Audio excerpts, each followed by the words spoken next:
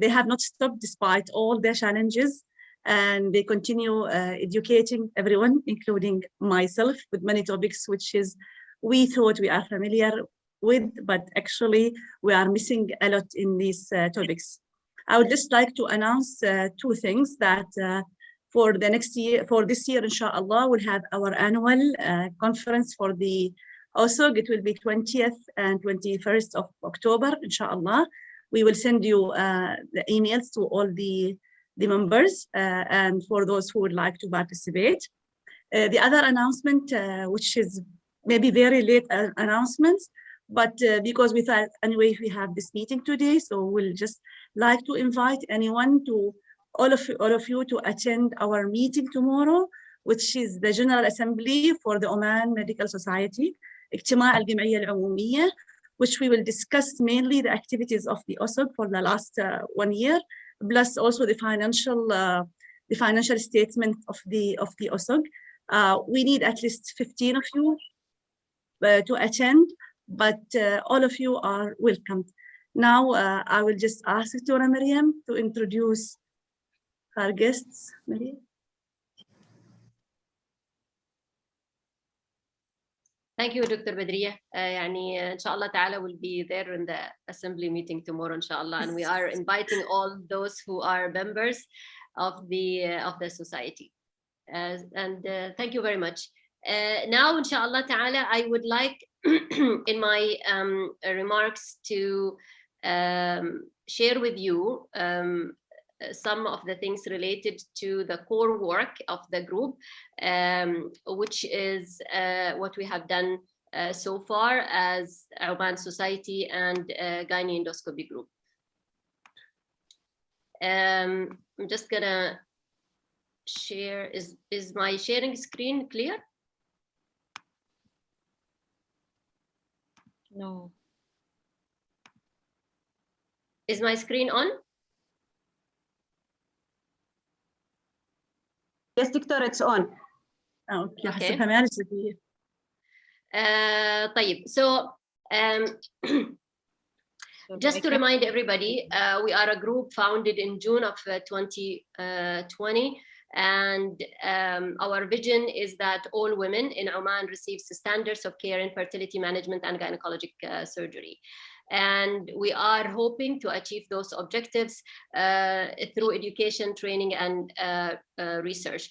I am very thankful to the group that I have, and I have all their support and hard work. And as you know, as the OSOG is, this is non-government organization, and these ladies who are on the management group of Oman Fertility and Gynae Endoscopy are donating lots of their work, lots of their effort and time to enhance the gynecologic care in Oman across the country. So I'm so glad I have such a supportive and hardworking team with me, and you can see they are a good mix of passionate women who would like to improve things for Oman, and I have the most experienced people, and I have a young generation with lots of enthusiasm and ideas. So I think that the different generations of the obstetricians, of the gynecologists in Oman is very well represented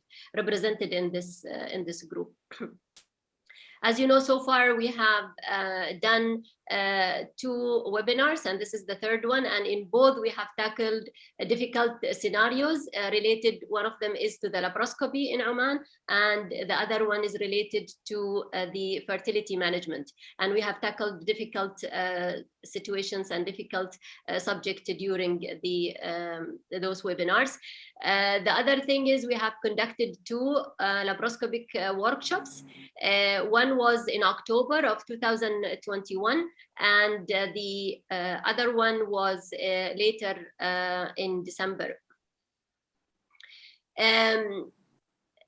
Beside our activities, we have a very important goal, which is making sure that laparoscopic management of ectopic pregnancy is done for all women, anywhere, anytime in Oman.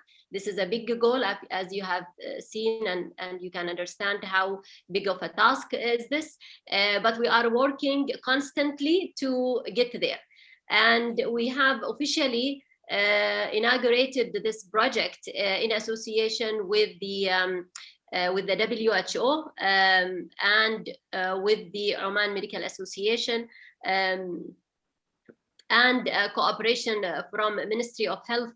This project is addressed and supported by all these institutions because it has a very it have proven across the communication that we have initiated that this is a very important, and it is a goal that we should continue aspiring to have.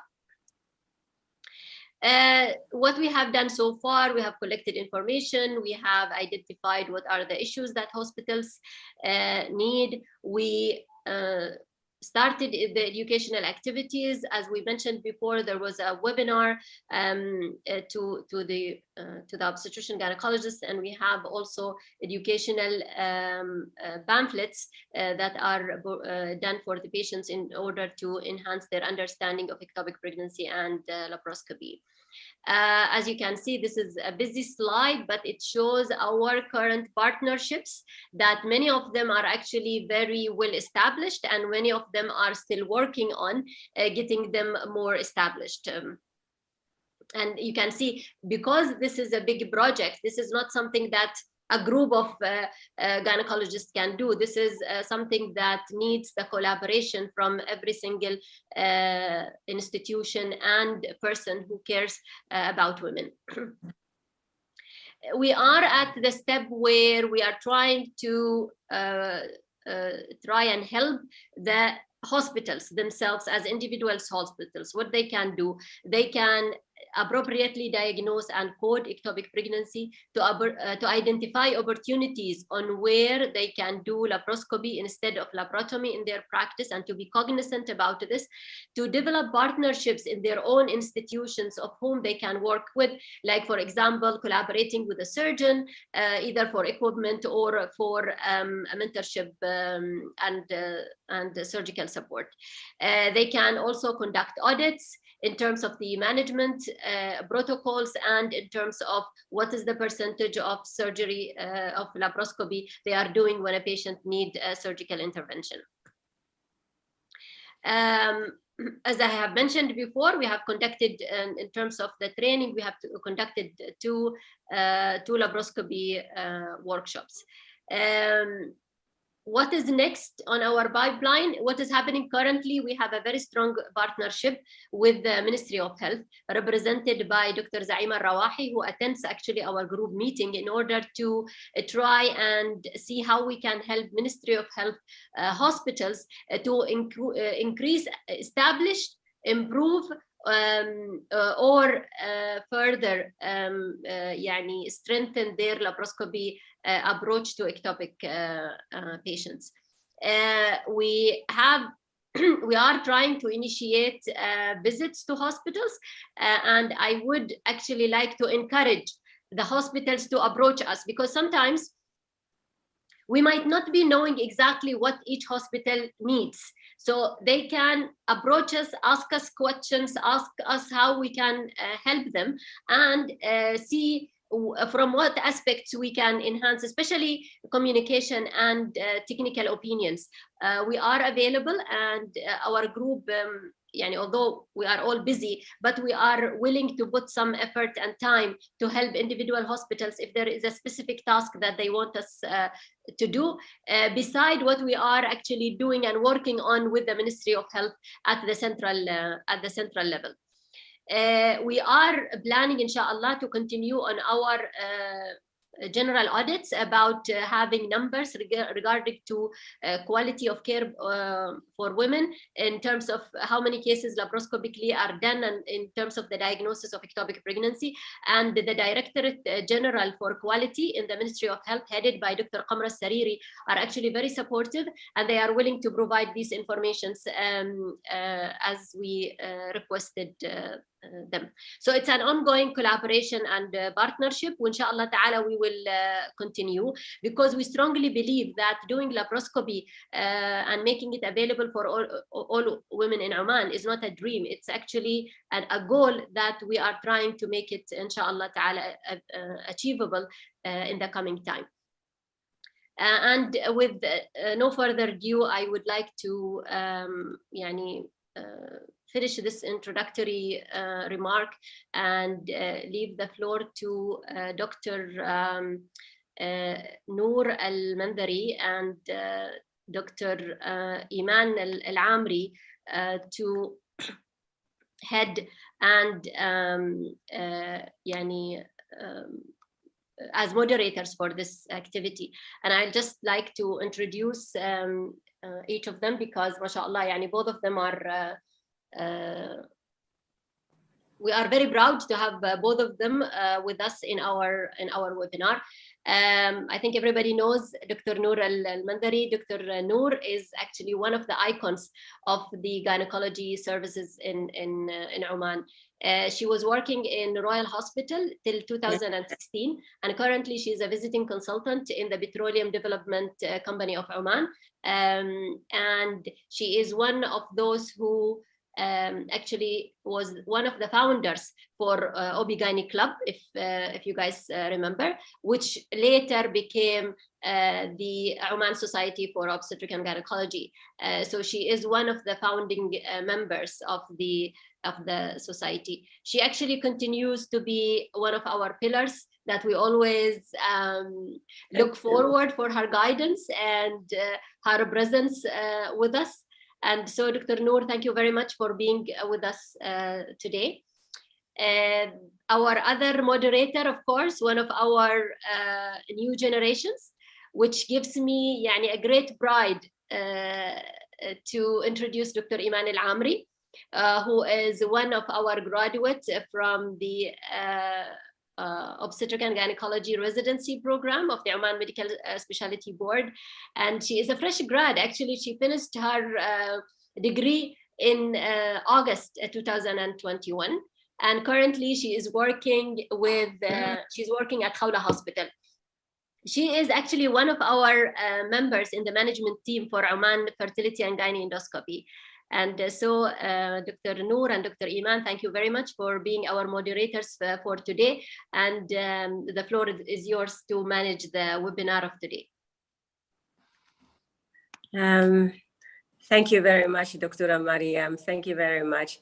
On behalf of Dr. Iman, we are really happy and have a lot of pleasure in sharing this session, which is very close to my heart. Thanks for that. I feel very humble for your introduction. And I love you, my girls, and I will always call you my girls, no matter how old you are now. You're all my girls, okay? So I think we're going to start. But before we start, I just want to remind everybody, you have to stay minimum of 2 hours in order to get a certificate. That means you have to stay till the end. Simple as that, okay? And what we have decided with Dr. Iman is that after every speaker, we'll allow a few questions. But of course, we'll also control it so that we don't take too much time. So without wasting more time, I would like to introduce our first speaker. This is Dr. Wadha Al-Ghafri. She is known to many of us, whom I've had pleasure to work very closely with. She is a senior consultant in Sultan Qaboos University Hospital, and she's going to talk to us about when to think it is endometriosis, symptom profile, coexisting conditions. Dr. Wadha, welcome.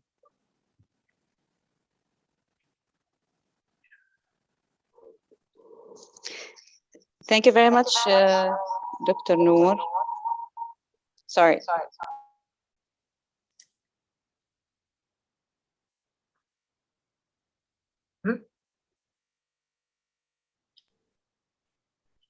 Can you hear me? Yeah. Yes, sorry for I had some obstacles in the beginning, just like running from hospital, last minute, trying to arrange things. So just give me a minute and I'll be showing my slides.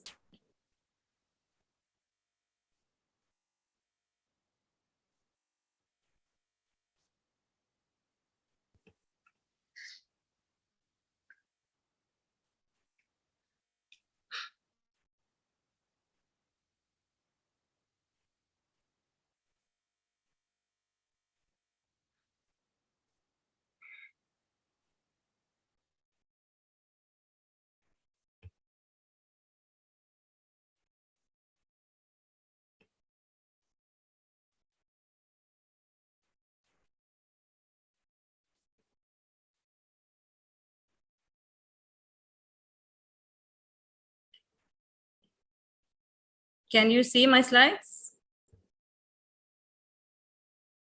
Yes, doctor, it's shown. Yes, Yes. See it. yes. But تحتاج سلايد شو دكتورة. سلايد شو الحين. أيوه. But it is. Okay. So I'll be talking today when to think it is endometriosis symptom profile and coexisting conditions. So, sir, will you, now it is moving my slides, right? Yes. Yes, doctor, it's clear. Okay. So it is like Sir William Butler who said, endometriosis, he who knows it knows gynecology. So this is just basically a simple description of all the obstacles we are all facing when we're dealing with endometriosis. So we all know that it is incidence, it affects all racial groups. Incidence increases with age, and family history also plays a role. Polygenic multifactorial mechanisms are in play for this condition. When we look at trying to get an idea about the incidence and prevalence, it has an annual incidence of in surgically diagnosed cases of 1.6 cases per 1,000 women. And roughly it's around like patients who are undergoing surgery, it is an asymptomatic woman. Different articles are quoting different percentages, but basically it's between 2 to 22%. And for the infertile women, it can reach up to 50% depending on the indication and the constellation of other symptoms. With chronic pelvic pain, it's also reaching up to almost like 50%. The incidence, again, as I said, it remains unknown. Disease is usually recorded as part of another investigation, like, for example, like into infertility or chronic pain in the abdomen or pelvis, or patients who are undergoing procedure for other indications. Okay, so when we go again about the prevalence, it is estimates of prevalence based upon visualization of the pelvic organs include 1% of women undergoing major gynae surgery, 6 to 43% of women undergoing sterilization, 12 to 32% of women undergoing laparoscopy for pelvic pain, and almost like 50% for patients undergoing for laparoscopy for infertility. And again, also when we're dealing with teenagers, it's like patients who are undergoing for chronic pelvic pain and dysmenorrhea, it can reach up to 50%. When in the US studies, when they looked at basically the prevalence of patients of proportion of hysterectomies performed in the US for endometriosis, you would see that there is an increasing trend. And it is, in fact, there is evidence that this is not because of an increase in incidence of the disease, but in fact, it's due to increased awareness about the condition and people who are like specifically looking for it.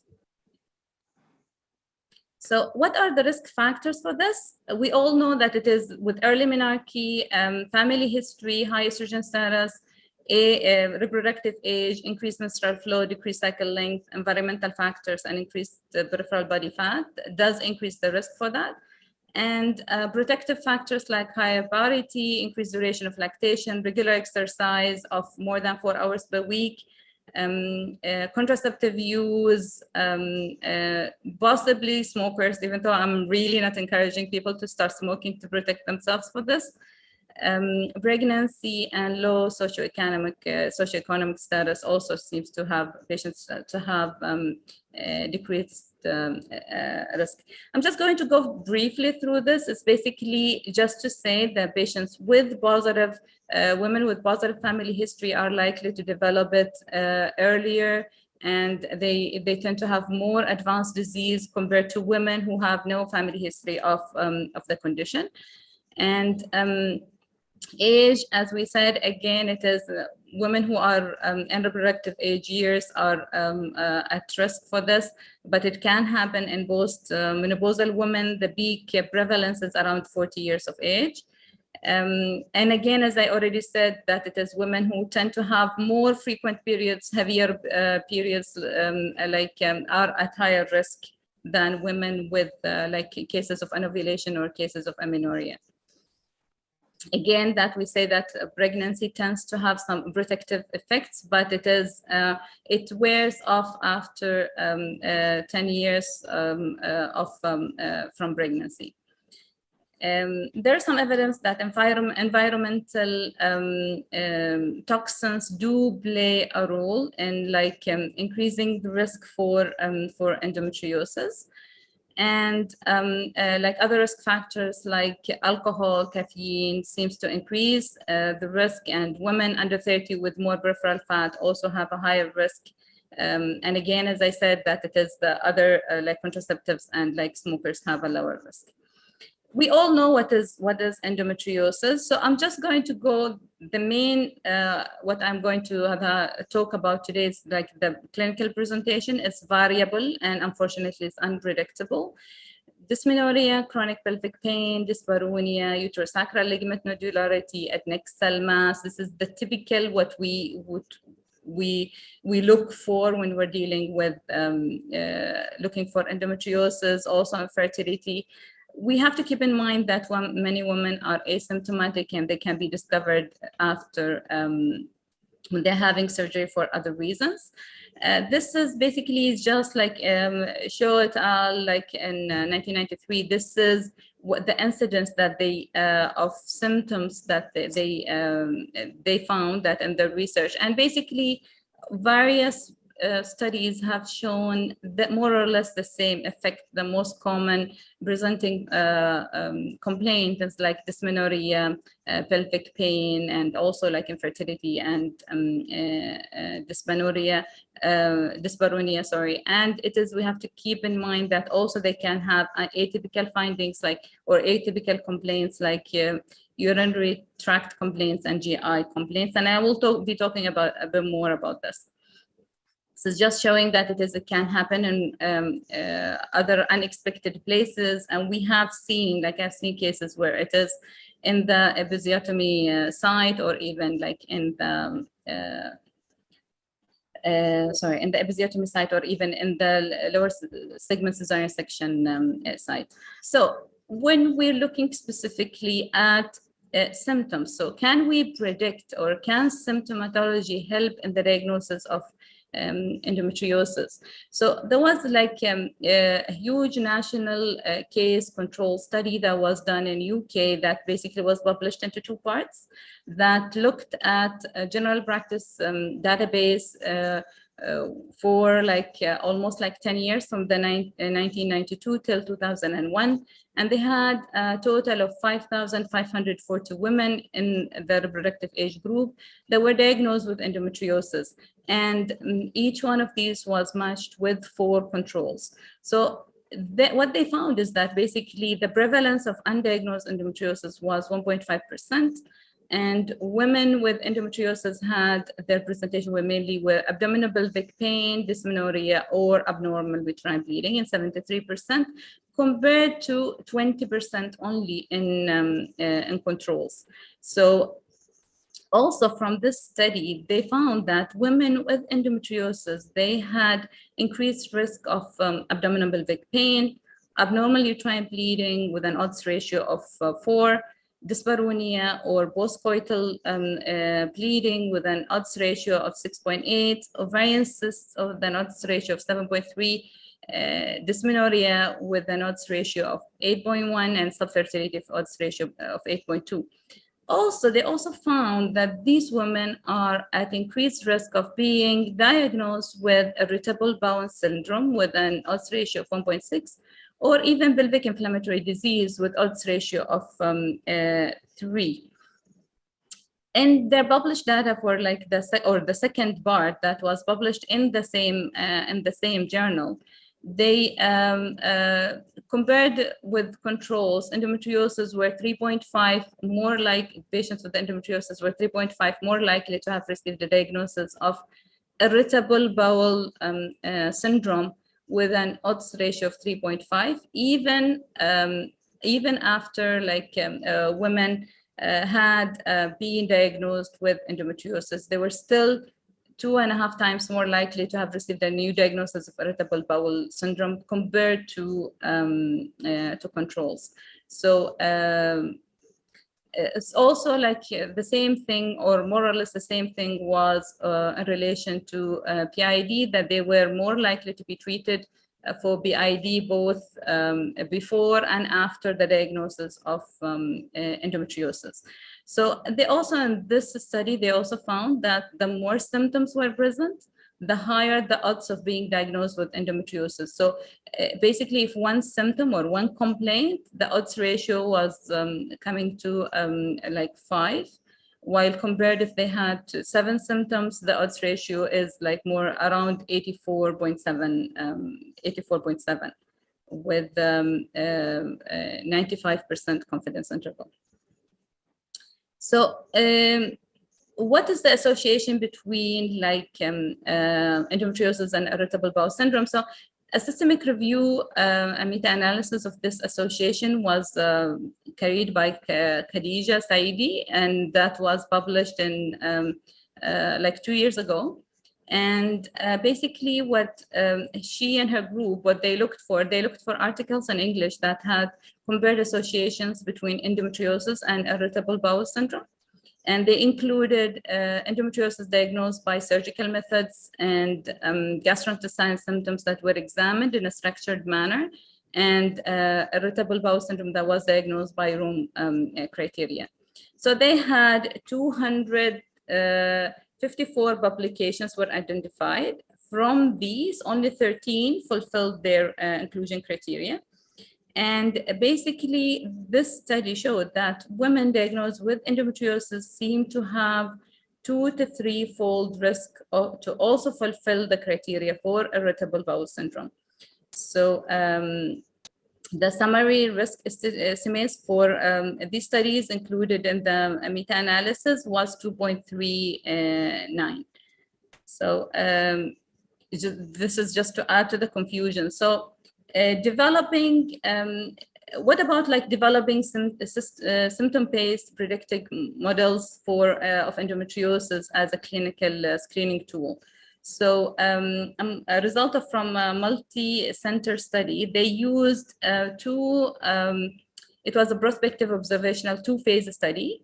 The first phase was the model generating phase, or phase 1, and then they in which the study was carried between the period of September 2008 to June 2009, and then they had like a model validating phase 2, which was like the year after that. So basically, women had to complete a 25-item questionnaire prior to surgery. And this was carried over 19 hospitals in 13 countries. So in total, they had 1,396 women who were scheduled for laparoscopy without previous surgical diagnosis of endometriosis. So women were included as basically premenopausal women aged between 18 to 45, and they were undergoing diagnostic laparoscopy because of at least one of the following symptoms. They either have dysmenorrhea, dyspareunia, non-menstrual pelvic pain, menstrual dyschezia, or infertility. And you can see from here that it is more or less in the both phases, like it was more or less almost the same percentages between the two phases. They excluded any patient. Doctora, you have 5 minutes more to go. Yeah, I'll be concluding soon, Doctora.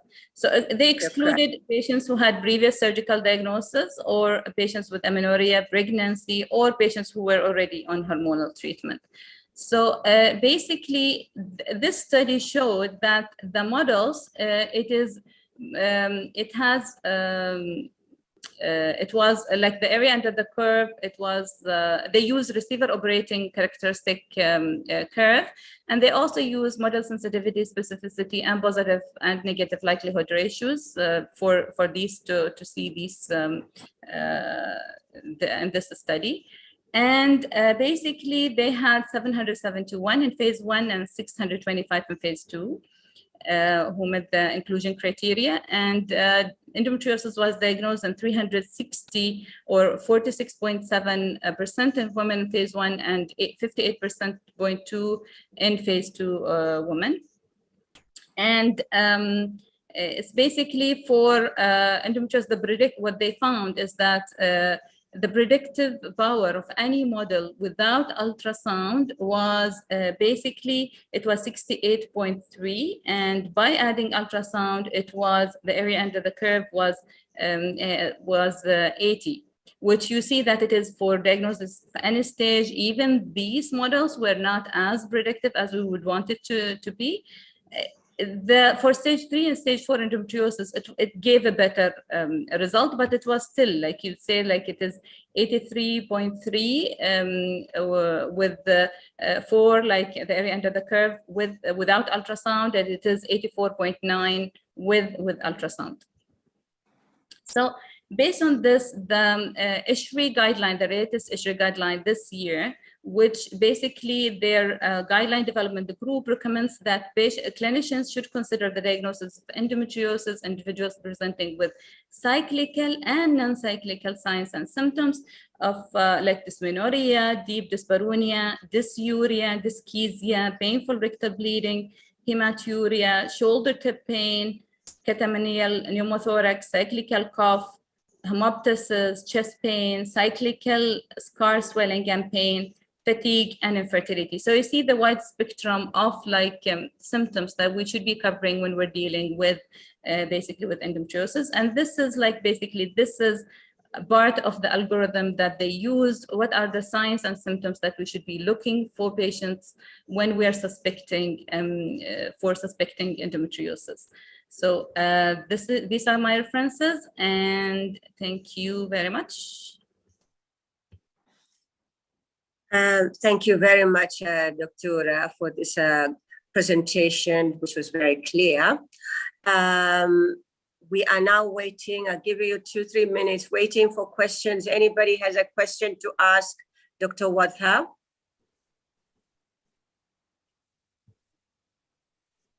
No questions so far. We'll give it another minute, and then we'll call the next. Dr. Iman will call for the next speaker.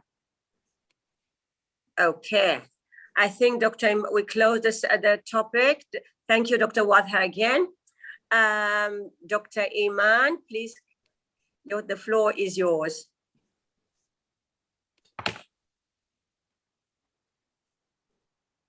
Thank you, Dr. Wadha. Most welcome, Doctora. Thank you.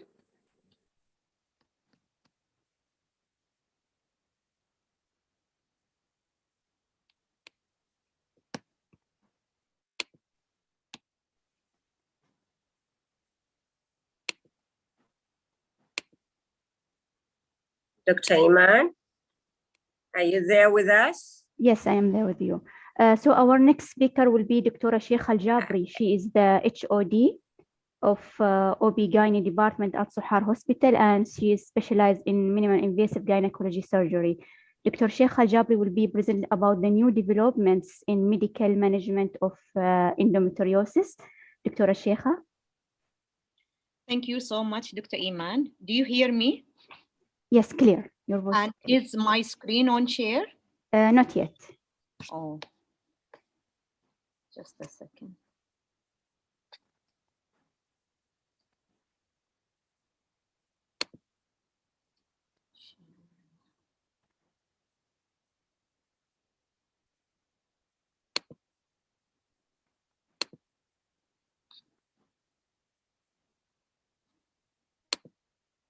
Is it on now? Yes, it is. Only the slideshow. Okay. It's obvious to everybody? Yes. Yes. Thank you so much. Thank you so much, Dr. Noor, Dr. Iman, Dr. Mariam Shukri for organizing such focused and, condensed meeting just on endometriosis, starting from diagnosis and ending up with management and how to go and deal with about it. So today I'm going to talk about the new developments in medical treatment of endometriosis. The outline of my talk will be as such. I'll start with a bit of introduction, and I'll talk about the criteria for the ideal medication that should be invented for endometriosis and what are the limitations, why we are not getting this drug so far, the medical treatment options available, and we'll end up with a few recommendations. That is, it will be very useful for us as practitioners who deals with such disease. So we know that endometriosis is a chronic and recurrent disease, and it represents a challenge to healthcare providers, a burden on the patient and on the healthcare system. Actually, my slides are not on full screen. Can I close this? Just minimize something.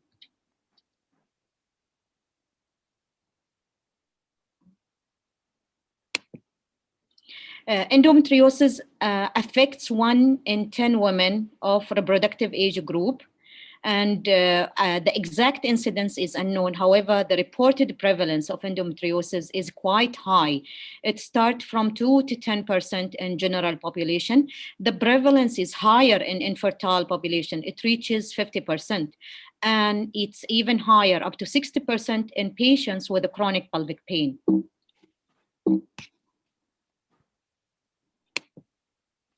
There are several studies that has reported long delay in the diagnosis of endometriosis in various countries, and this adds more to the challenge, the challenging nature of the disease. So the disease is not easily diagnosed, and when we diagnose the patients already, they had this disease for so many years. What is the ideal, the criteria for the ideal medication that should be there for endometriosis? It should be curative rather than suppressive. It treats pain and fertility at the same time. It should have acceptable side effects profile and has a long-term use that is safe and affordable to all the patients, non-contraceptive nature, and it does not interfere with the spontaneous ovulation and normal implantation. It enhances spontaneous conception. It has no teratogenic potential and safe to use preconceptionally. It inhibits the growth of already existing lesion and aborts the development of any new lesions. It is efficacious for all endometriosis phenotypes, starting from superficial disease to deep infiltrating endometriosis, endometriomas, and extrapelvic endometriosis and adenomyosis. So where is this drug? Is still not invented yet. We have lots of limitations of the current endometriosis treatment. The limitations, most of the medication that we have now at the moment in the market are suppressive rather than curative. They have a contraceptive effect rather than a fertility promoting effect. It has a limited role in deep infiltrating endometriosis and associated pelvic pain. It lacks effect on big endometriomas, and it has there is a hazardous surgical option. So over the past 2 decades, there is a wide variety of medications that has been tested and studied in both animal and human trials. And all these trials, all these studies has aimed at a specific target that contributes to the pathogenesis of the disease. So invent a drug that cure the disease according to the pathogenesis and the theories of the etiology of endometriosis.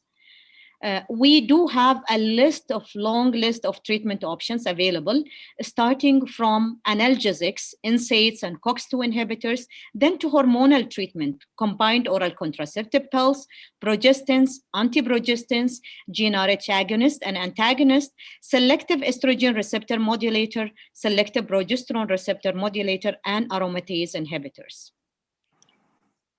All these listed drugs, they act at certain various levels. Still, at the level of the hypothalamus, this is a future treatment. We have the GnRH agonist and antagonist that acts at the pituitary level. We have both SERM and SPRM that acts at the level of the endometrium. And all the endometriosis lesions anywhere, either in the ovaries or in the pelvis, that can be treated with SPRM and SRERM, all immunomodulators and anti-angiogenics. All these medical treatment acts at with different mechanism of action. We'll start with the GnRH antagonist that suppresses gonadotrophin and the production of gonadal steroids, and it induces hypoestrogenic environment. Selective progesterone receptor modulator, it provides selective suppression of the endometrium proliferation and prostaglandin E2 production. Selective estrogen receptor modulator, it is a selective estrogen antagonism in uterine and endometrial tissues. Aromatase inhibitors, they inhibit ovarian and endometrial tissue estrogen production. And immunomodulators, they enhance, regulate, or suppress the human being immune system. Anti-angiogenics, that is also used for other treatments like in cancer therapy, they are also has a role in the treatment of endometriosis. They cause atrophy of established lesion and prevention of new lesion development. Starting with the GnRH antagonist, it produces a dose-dependent hypoestrogenic environment by direct pituitary gonadotrophin suppression. It inhibits endometriotic cell proliferation and invasion while maintaining sufficient circulating estradiol lesions to avoid vasomotor symptoms, vaginal atrophy, and bone demineralization. GnRH agonist also causes pseudomenopause by downregulation of the pituitary. It's very effective. Indicated if patients are unable to have acceptable degree of pain control with COCs, and not to be given for patients less than 17 years of old. Most common drug that we're using in Oman is the Lupride 3.75 or the 11.25.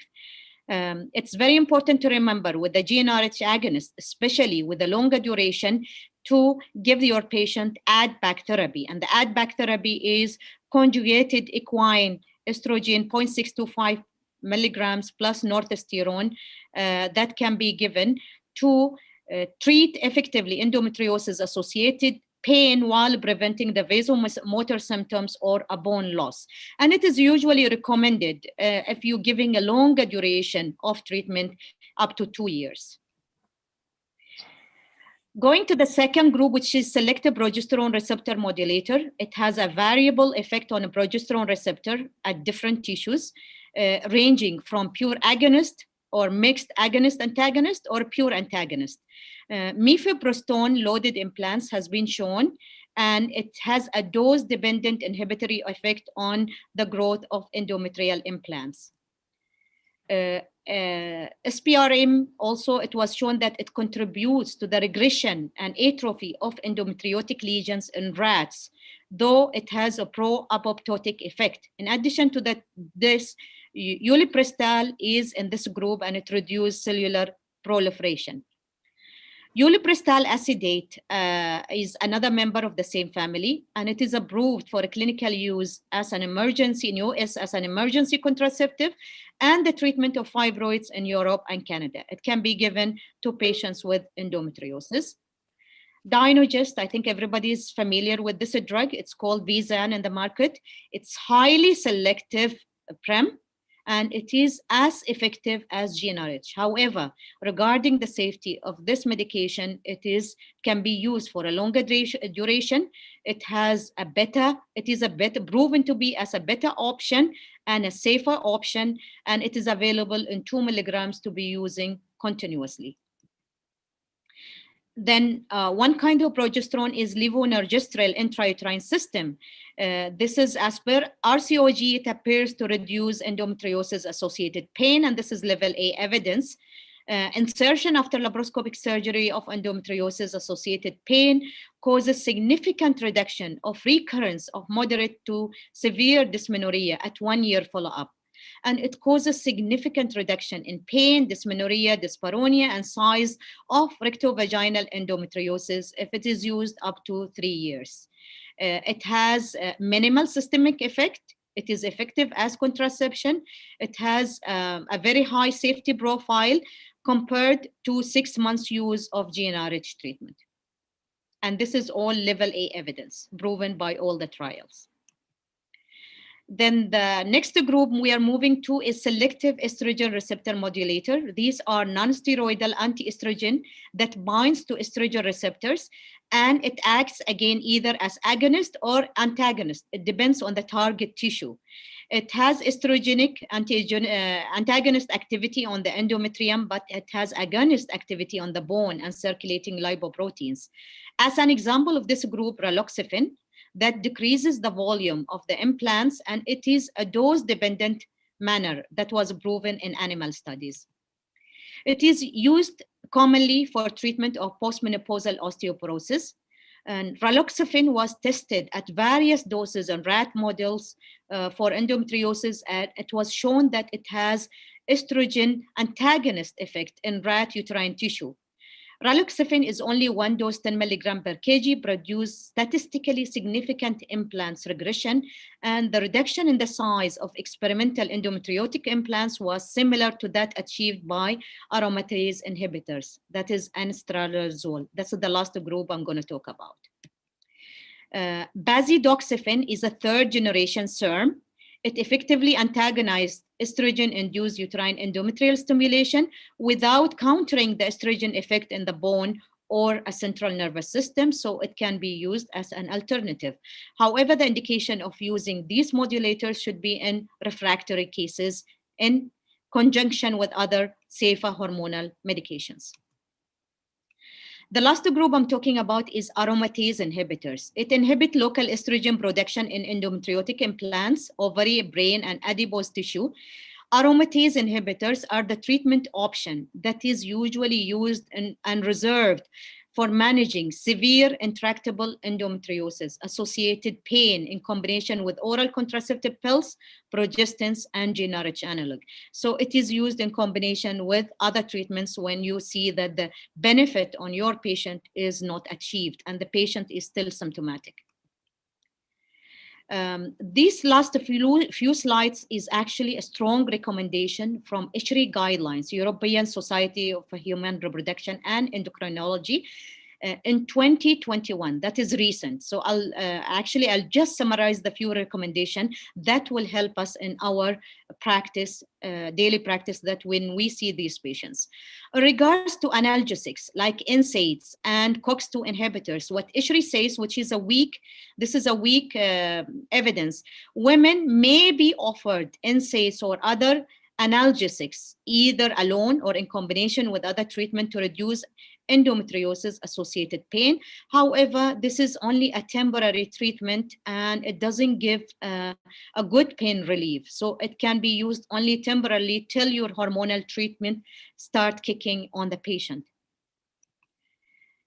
This is also supported by the RCOG Green Top guideline.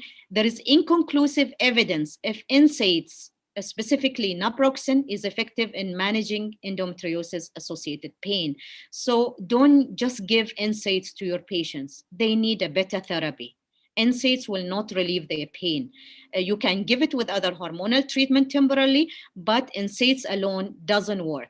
You need a hormonal treatment that suppresses the ovarian function for at least a minimum of 6 months to reduce endometriosis associated pain. And this is with all the medications that I had mentioned in my earlier slides, starting from combined oral contraceptive pills, progesterone, danazol, gestaron, GnRH agonist, that has been shown to be equally effective, but the adverse effect and cost differ and should be chosen accordingly. ESHRE recommends to offer all women hormonal treatment with COCs, either COCs, progestins, GnRH agonist, or GnRH antagonist as one of the options to reduce endometriosis-associated pain. It's recommended to use a prescribed women with COCs that can be in a mode of like oral, can be a vaginal ring or transdermal to reduce endometriosis-associated dyspareunia, dysmenorrhea, and non-menstrual pain. Dear Dr. Sheikha, you have Yes. more 5 minutes more. Yeah, I'm finishing actually soon. Progestins that I had mentioned, it can be just a progestin-only contraceptives or anti-progestins. So it is recommended to prescribe women with the progesterones to reduce endometriosis-associated pain.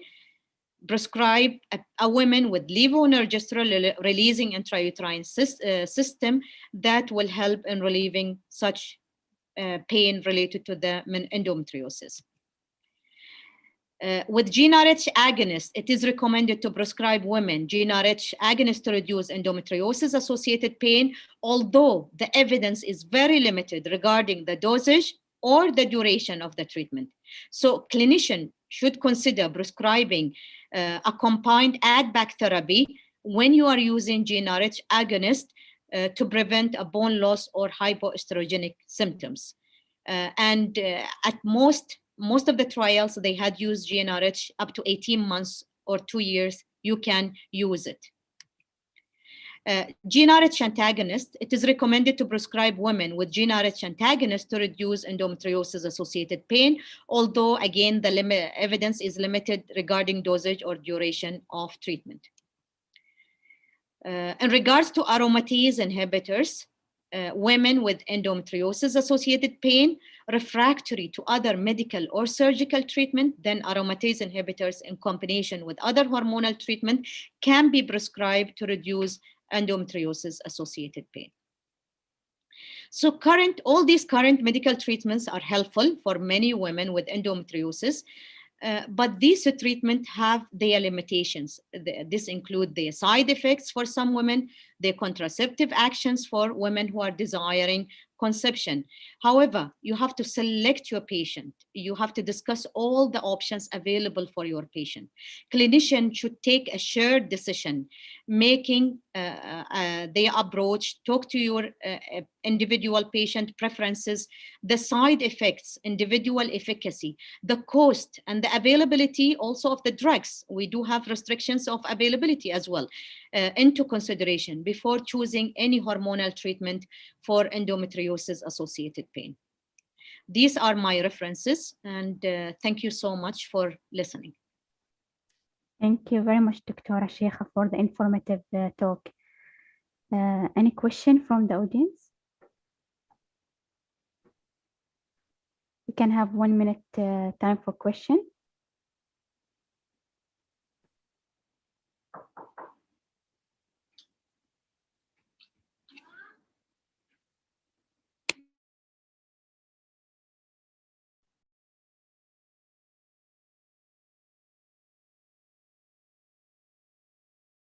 Okay. It seems no question so far. We will keep the more question at the end of the.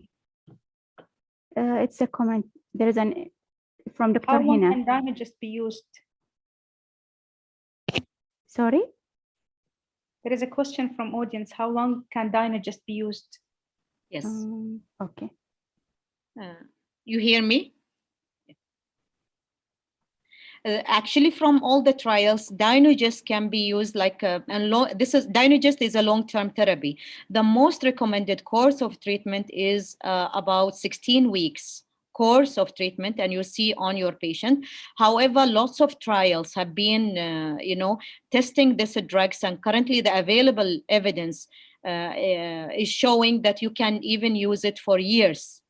That it has a very good safety profile, and it can be used for years. Depends on your patient preference as well and the symptoms. So you have to individualize actually the candidate, your patient. Some of the patients, I know our patients, some of the patients, they need to be counseled very well. They feel they are not getting their period will be accumulating. Their period will cause them their trouble. So you have to, introduce this concept for them. Their symptoms is worse because of their period. So we have to use a drug that will stop their period. And Dynagist works so well on deep infiltrating endometriosis. Initially, they will be having some, spotting in the first 3 months that you can add another progestin with it, but it can be used for years. The recommended course is 16 weeks, but you can use it for even up to 5 years safely with no issues about it. Okay, thank you, Dr. Sheikh. Thank you very much. So, Noor, do you want to add anything in regards to progestin? No, I agree with you, Doctora. I mean, I've used it for patients for a very long period, but the profile is also different. It's not many patients who would react as well as what you would think they should react. Okay, it works very well on most patients, but there'll be one or two patients who will not show you that significant effect of the Dynagest. But it's a wonderful drug. You can combine it. See, if your patient's still symptomatic and she has adenomyosis in association with endometriosis, you can combine it with the levonorgestrel system. You can use Mirena plus Dynagest together. And that really works very well for adenomyosis-associated pain, especially if your patient is young and she hasn't completed her family and she's looking for a future pregnancies. I agree with you perfectly, Dr. Sheikha. Thank you, Dr. So we'll move to the next speaker, Dr. Noor. Thank you, Iman. Thank you very much.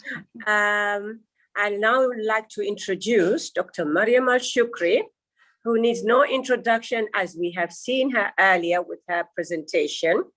She is going to talk to us about surgical management of endometriosis, when to operate and when not. And this is a very important topic for all of us. Dr. Sheikha, can you stop sharing your screen?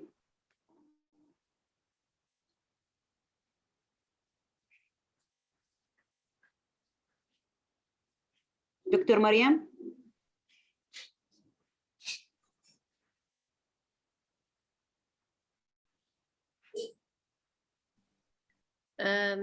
Yes.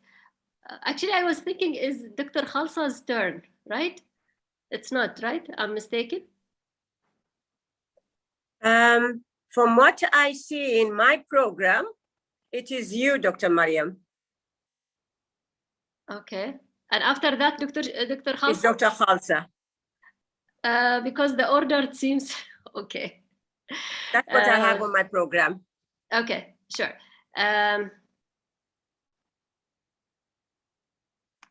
I'm just gonna share my screen. Sharing and share screen. Okay.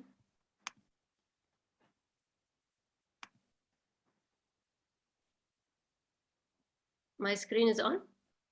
Yeah. Yes, it is. Okay. Yes, sir. So, Assalamu alaikum wa rahmatullah. I think I prepared my slides in a way that Dr. Khalsa would have spoken before me. So, pardon me if you feel there is a jump into the subject of when to operate and when not to operate. I think it comes. Do you want to change it around? Would it be more suitable for both of you? I'm not sure. No, I think we can proceed, and then people can think the other way around. So okay. I hope I'm not jumping. I'm not jumping, and I don't think we are overlapping with Khalsa. Inshallah ta'ala, there will not be lots of repetition between the two of us. I really thank Dr. Wadha and Dr. Sheikh Al-Jabri for putting the foundation to talk about this step, which is the surgical management. I'm going to focus on a few things that I have seen from my experience, and I'm trying to share with the colleagues in this webinar. In order to decide the role of surgery, you have to understand the keys into the nature of the endometriosis and its clinical phenotypes. What is the role of surgery? What does surgery do in general? And determining where does surgery fit in the lifelong management of endometriosis. As you can see in these slides, I'm trying to summarize the key words that is related to endometriosis, which is, it is a systemic disease. It is not a pelvic disease. We, as the time goes, we understand more and more about the nature of the disease, and that is, we have evidence that there is metabolic relationships of endometriosis in the body. There are things related to the liver and the way it metabolizes hormones and fat. We know from before the established relationship to the brain with the central sensitization to pain. We know its effect on the spleen, and we come to understand the way it affects other parts of the body. We know it's an inflammatory condition, and we know that inflammation is not only in the pelvis. And we see that and we understand it's from the way it affects the fertility capacity of a woman. It's a chronic, so it's a lifelong situation. And even if you actually operate on it, we do know that endometriosis recurs. There is a recurrence rate from 13 to 50% shown in the literature with no doubt. And that risk of recurrence is independent of the type of surgery or who did the surgery. So it's not, the surgical skills is only partly determines the risk of recurrence. It's just the nature of the disease that it does recur. So putting all these features in mind, it's important. It gives us further important points to consider when making a decision of surgical intervention. We know they are histologically, endometriosis can be peritoneal, it can be ovarian in terms of endometrioma, or it can be deep infiltrating endometriosis, and it can be all these three phenotypes in one patient. We know that endometriosis presents clinically either any type of the pain syndromes that Dr. Wadha have elaborated on, or it presents as infertility. We do also know that it does coexist with many other gynecological conditions, and we do understand from the literature now there is a common pathophysiology between endometriosis and adenomyosis. And that means looking at surgery alone is not enough because it is an inflammatory condition, and surgery alone does not control inflammation. The surgical excision does not control retrograde menstruation, which is one of the theories behind the development of endometriosis. The surgical excision alone does not remove pain all the time. Why? As I mentioned before, there is a central nervous system sensitization to pain in patients with endometriosis. The complete excision requires very complicated set of surgical skills that is not readily available for everybody. Even with optimal excision, the risk of recurrence does exist. There is also, as I mentioned before, the coexisting issues related to other pathologies, especially adenomyosis. And we know that if we do surgery on the endometrioma, we do compromise the fertility potential of that ovary. And from the time I have been more indulging into endometriosis, and that's maybe 10 years or more, specifically when I started giving more attention since 2014 to endometriosis. And I can see from the way I attended conferences and I hear my colleagues speaking that there is reduction in the aggressiveness and the eagerness to perform surgery on endometriosis and more to go for medical management. And as you can see, there is a list of all these guidelines. Since 2014, the experts who do these guidelines are less favor on surgical interventions. It has a role, but it is not the primary intervention that is recommended. As Dr. Sheikha have mentioned about the most recent guidelines from ISHRI in 2014, it was almost a must that you have to diagnose endometriosis by surgery, by doing laparoscopy. Now, in the most recent guidelines, they are saying you don't actually need to confirm endometriosis by laparoscopy. And that means you don't need to operate on those patients only for diagnosis. You can diagnose a patient clinically, by history, clinical examination, and radiologically without a histopathological confirmation. And they give that surgery is more to if the empirical treatment fails, or it is unsuccessful, or it is inappropriate for your patients. So you don't need to operate only to diagnose endometriosis. where I see the biggest role for endometriosis is the extrapelvic endometriosis, especially anterior abdominal wall or scar endometriosis. And when we looked into our own population in SQUH, for our patients, we found about 4% of them, they present with scar or umbilical endometriosis. And in those, surgical excision is the first line management in many of them, where the other option is high intensity focused ultrasound, but they say surgical excision has the biggest role. And then whether even if it is the most effective, it does not mean the only thing. Medical management also can be tried for those women. I have few patients who have cesarean scar endometriosis, and I tell them, it's okay, try to get pregnant, you will have another cesarean, then maybe we can remove it at the time of the cesarean. So you can delay that surgical intervention. Another group of patients where we really have to be very cognizant about introducing surgery to them is adolescents. When we looked in our own population, we found that about close to like 3.5 to 4% of girls who come to us are in teenagers, and those are very tricky to manage. Why? For several reasons. One of them is that we know that the pathology of endometriosis in teenagers is like a very special one. Why? Because it is histopathologically very active with the new vascularization, especially the red spots, and we know many of them have endometrioma. The other thing is that when you do a scope on a teenager, you might not actually recognize peritoneal endometriosis with the red spots from the first time, especially those who are not expert in recognizing it. And it's not always very obvious. Even if there is an endometrioma associated, the pelvic endometriosis is not very clear from the first time. So laparoscopy might not have been very helpful in those girls.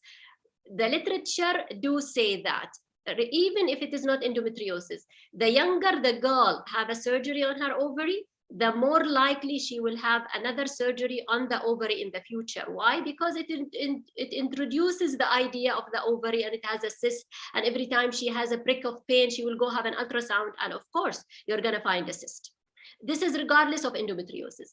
In endometriosis, we know the recurrence rate is high with those girls.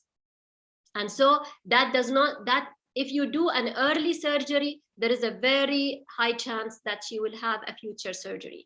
And that is why for these girls with endometriosis, it's very important, it's very tricky not to start by surgical intervention. I can tell you, having an experience with teenagers, it is much easier to do surgery rather than managing a full family with the parental anxiety, and the whole family becomes very anxious about the chronicity of the disease, its effect on her future, especially future fertility, and it becomes a burden. Some of those families, especially earlier, they will go and shop different places and they might get operated. But many of them, as experience increases, those patients, they do stick and they do listen, and the anxiety decreases with time the more you see them.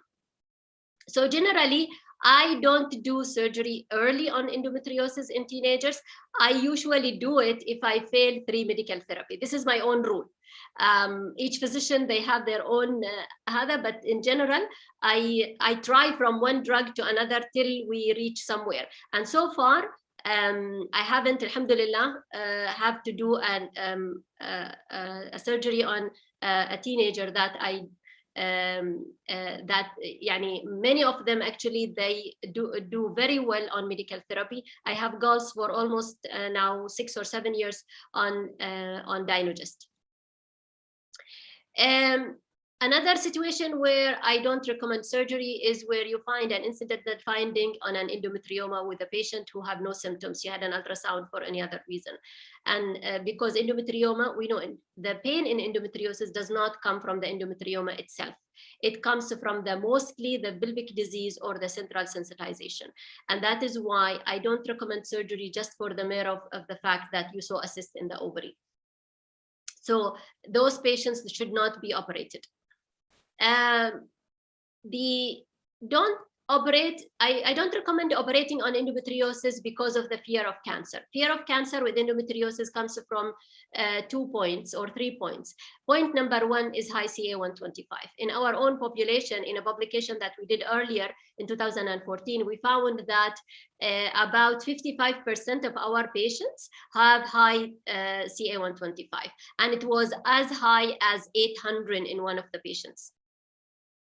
And so that tells you, and this is actually going with what the literature reports, that that CA-125 is high generally in endometriosis patients. And we found that the level of endometriosis does not correlate, the level of CA-125 does not correlate with the size of endometrioma, but it increases and correlates more with the severity of the pelvic adhesions.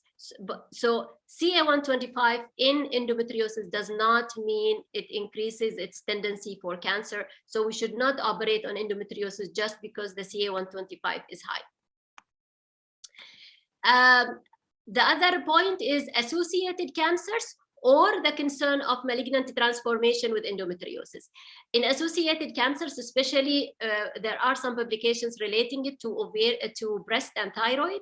And in a Cochrane review, there is no evidence that there is a significant increased risk of patients with endometriosis with thyroid and breast cancer. And ISHRI guidelines in general recommend general preventive measures rather than surgery for endometriosis. In terms of the malignant transformation in endometriosis, this is a little bit of a tricky situation. Why? Because it depends on the population.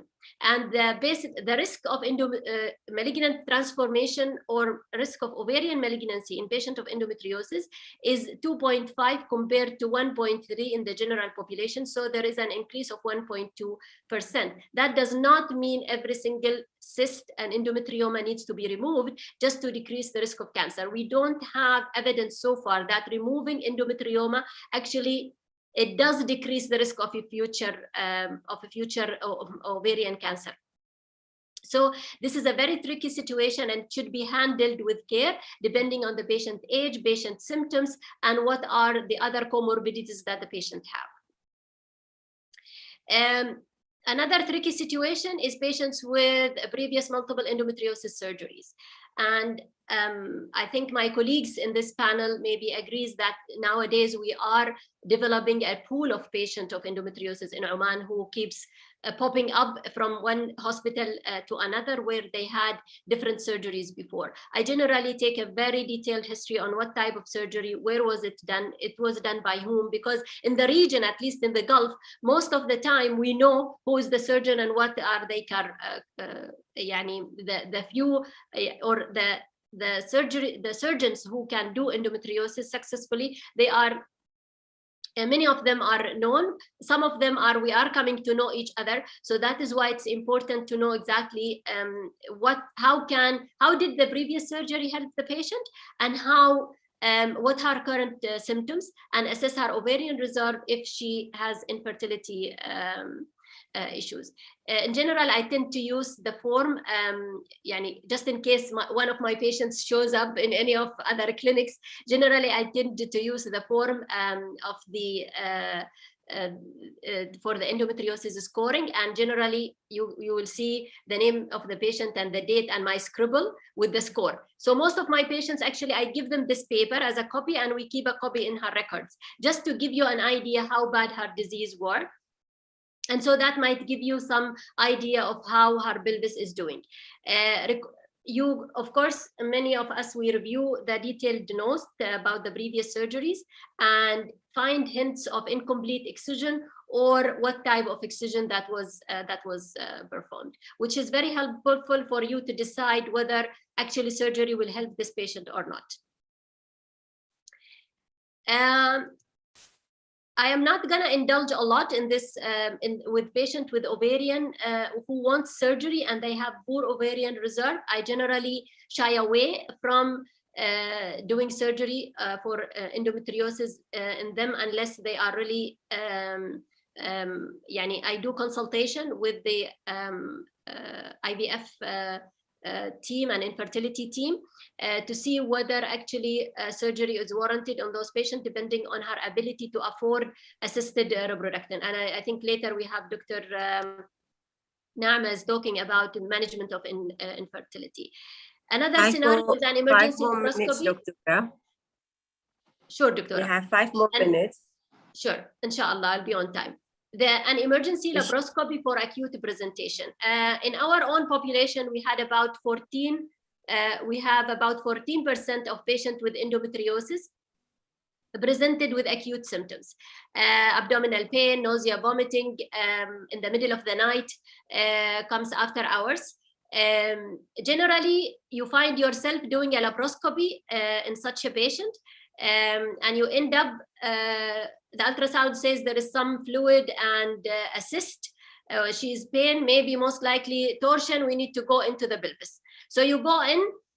From my experience, these patients are mostly unmarried girls whom we did not take a very good history because we were concerned about their ultrasound findings more.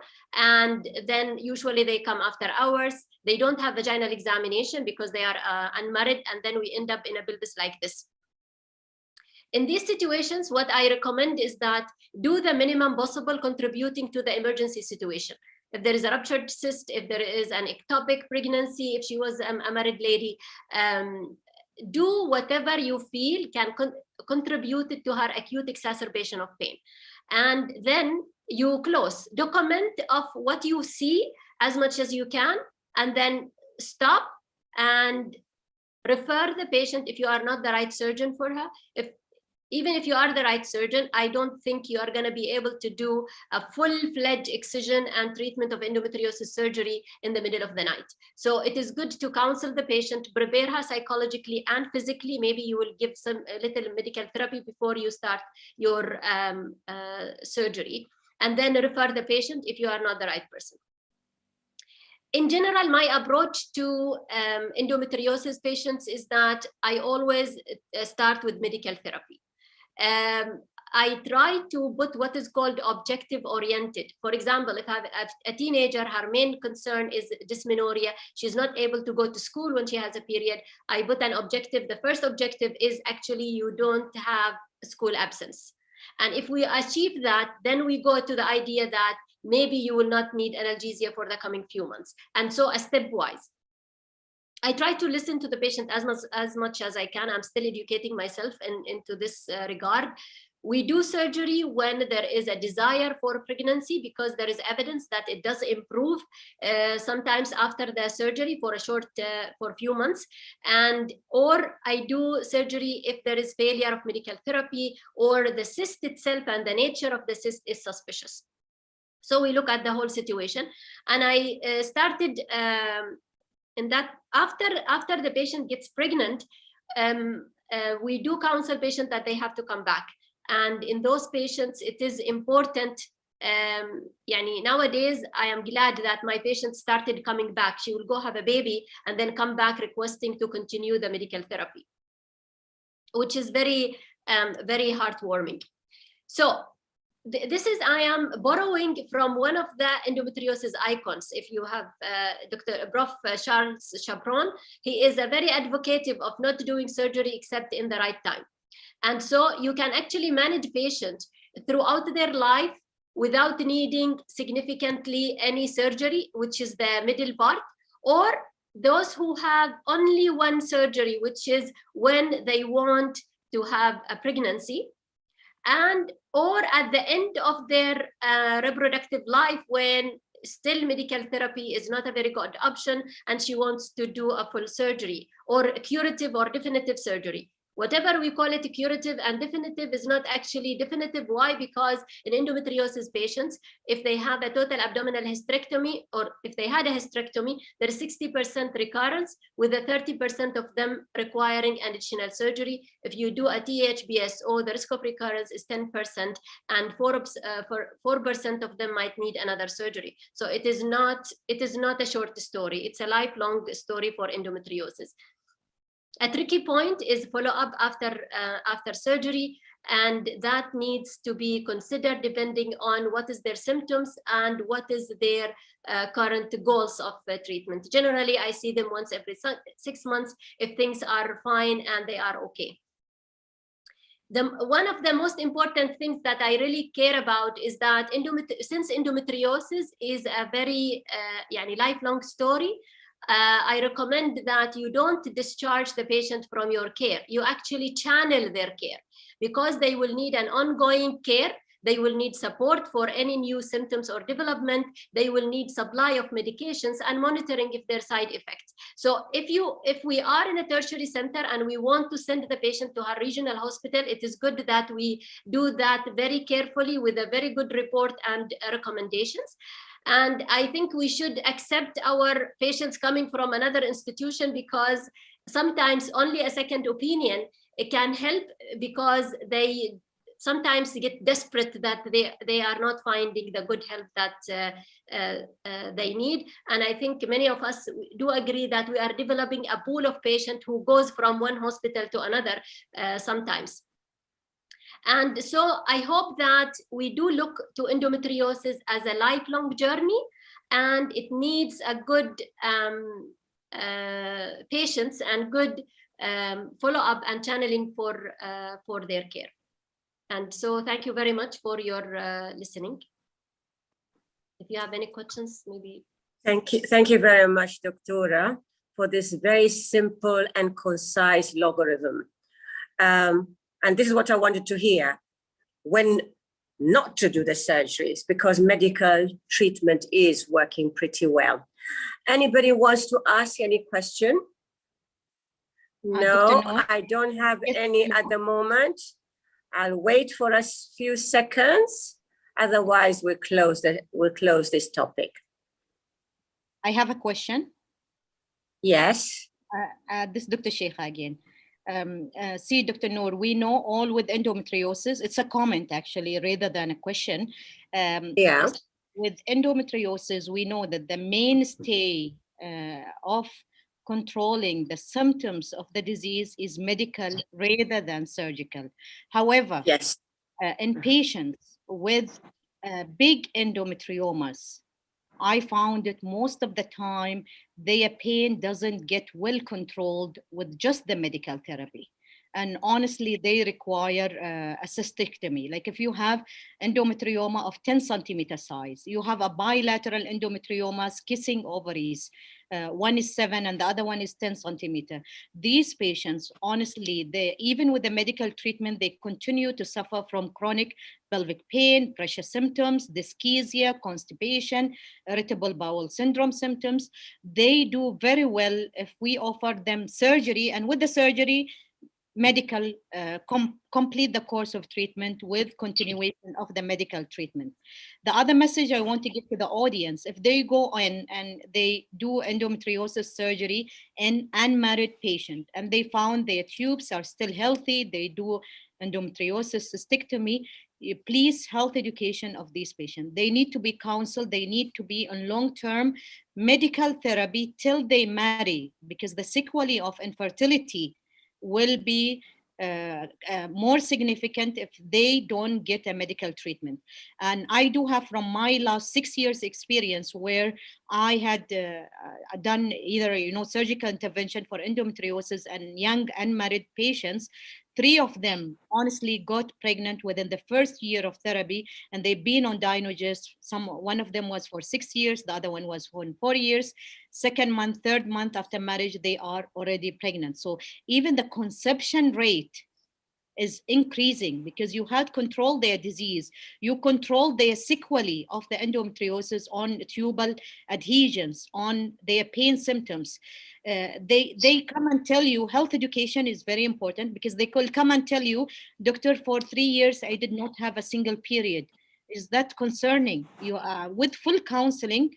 Once they read about the disease and they know the consequences, they follow the instructions, and at the end they tend up to follow the medication that they are giving, and they are not going with whatever they are listening from the community, from their mothers. They need very well counseling, especially unmarried patients. Yeah, their mothers are I agree with you, Doctora. Yeah. Yeah, what you have said is perfectly true, and it is spending time, as Dr. Mariam said, it is any of us looking after endometriosis, you need to have time for them. You need to really talk every clinical advice to counsel and motivate them. Thank you very much for the comment. I think we'll go on to Dr. Iman to introduce our next speaker. Thank you very much. Thank you, Dr. Noor. Thank you, Dr. Mariam, for the great speak. Next, it's a great pleasure for me to introduce our next speaker, who is going to talk about surgical management of endometriosis, what surgeries and by whom. This is a subject in which we should all be deeply interested. It will be presented by Dr. Khalsa Al-Hattali. She is a senior specialist at Royal Hospital who is specialized in reproductive and endocrinology and infertility. Dr. Khalsa senior consultant. She has a special interest in endometriosis surgeries. Dr. Khalsa Al-Hattali.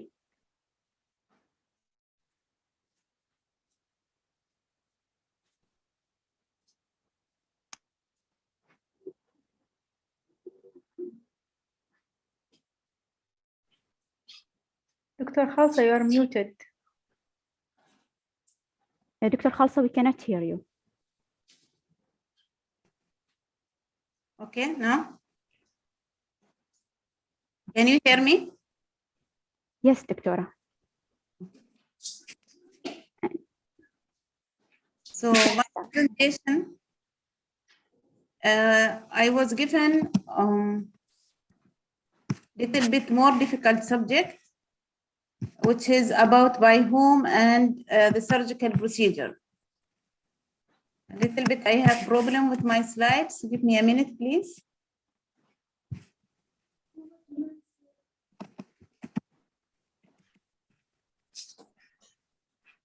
So the objective of my presentation is to discuss about structure approach for surgical management of endometriosis and explain why endometriosis need multidisciplinary management.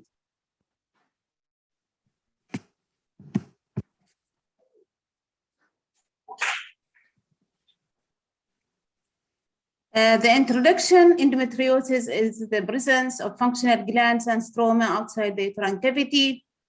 It is an endemic disease of yet unknown origin and pathogenesis. It has features of chronic inflammation, increased macrophages, and inflammatory profile of cytokines and chemokines excess. Endometriosis-associated pelvic pain and infertility may be managed medically in many cases. However, the surgical management remains a necessary part of the treatment algorithm, as Dr. Sheikha said. When surgery is performed, the ideal goal would be a therapeutic and effective surgical intervention based on preoperative evaluation. This is Dr. Mariam highlighted in it that it is not anymore for diagnostic purpose.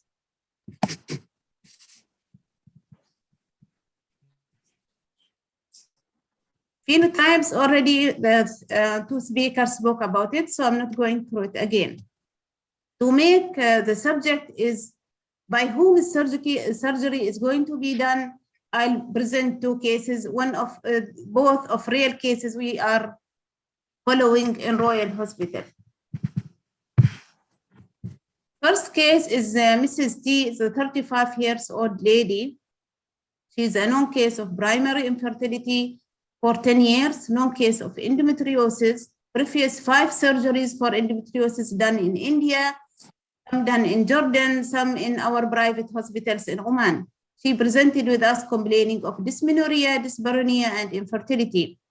Investigation showed high FSH of 25, and anti-Mullerian hormone was 0.1 nanogram per ml, which is very low, and ultrasound showing evidence of adhesions and already small ovaries because of multiple operations. Case 2 is Mrs. N. She's a 36-year-old lady, previous midline laparotomy, left salpingo-oophorectomy done one of the Gulf countries. The initial presentation to our institution was shortness of breath, diarrhea, severe chronic pelvic pain. Investigation showed chest X-ray massive right pleural effusion, MRI abdomen and pelvis showed large uterus with diffuse adenomyosis, rectal endometriosis, moderate to severe right hydronephrosis, left ovary absent, right hematocell link with small endometrioma, pelvic adhesions. So what is her management? First case, if we involve reproductive endocrine or IVF people, definitely the patient will not go for 5 surgeries because I'm sure they were dealing with ovarian endometrioma rather than dealing with endometriosis. So definitely she will go through better course, and by now she will have children rather than to be a primary infertility with very low ovarian reserve. Second case, we can notice that she has a chest endometriosis, she has severe pelvic endometriosis, which involving the bowels, involving the urinary system, and it is involving the uterus because of the adenomyosis and involving already the tubes, and already she lost 1 ovary before. So this is adapted from UK, one of the standard of care, that what we need for a patient with endometriosis. This could be in one hospital, or it can be in different hospitals, but there will be, should be communication between all of these categories. So we need surgeons. We need gynecological surgeon who is expert in endometriosis. We need bowel surgeons, colorectal. We need a urologist to deal with bladder and ureter endometriosis, and we'll need cardiothoracic surgeons for like that. Our patients who actually she went for chest scoby and she had pleurectomy, and pleural effusion disappear after that treatment. We need reproductive endocrinologists, as I said, because each case of endometriosis with infertility, before dealing with any surgery, we should balance between pros and cons for surgery regarding her infertility. And we know infertility is not an indication for surgery unless because it is pain or hydrosalpinx. Then we need a nutritionist because there's special diet sometimes for endometriosis as well. Most of the time they need advice regarding, because they are depressed regarding their food, whatever. Then we need a pain management who are conducted by anesthesia.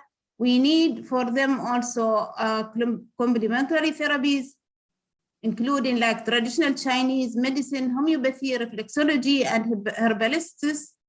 Then we need support groups, which is not present in our society, but alhamdulillah, we have a family groups. We need special nurses who are trained in endometriosis. We need psychologists, definitely, because most of them, of the patients with chronic pelvic pain, they have a depression symptoms or anxiety symptoms. We need immunologists, as Dr. Mariam, this is a disease, chronic disease with typical inflammatory symptoms. So the general principle for the management choice should be according to the patient desire for the pregnancy, location of the endometriotic lesion. Medical management aims to relieve the pain and quality of the life. Surgery is required for cases of intestinal endometriosis, refractory to medical treatment, and cases with obstructive lesions or intestinal obstruction.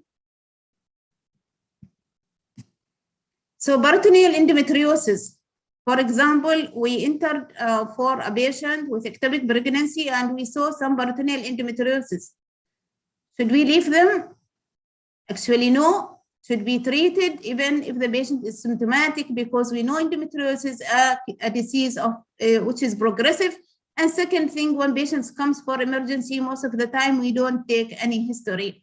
So the word consensus for endometriosis, peritoneal endometriosis, is that should be excised or ablated, but excision is always better. And ISHRI guidelines clearly state that at laparoscopy, deeply infiltrated endometriosis may have the appearance of minimal disease. So like when you are starting excision of the peritoneal disease, you discover that it is a deeper nodule which need also to be excised.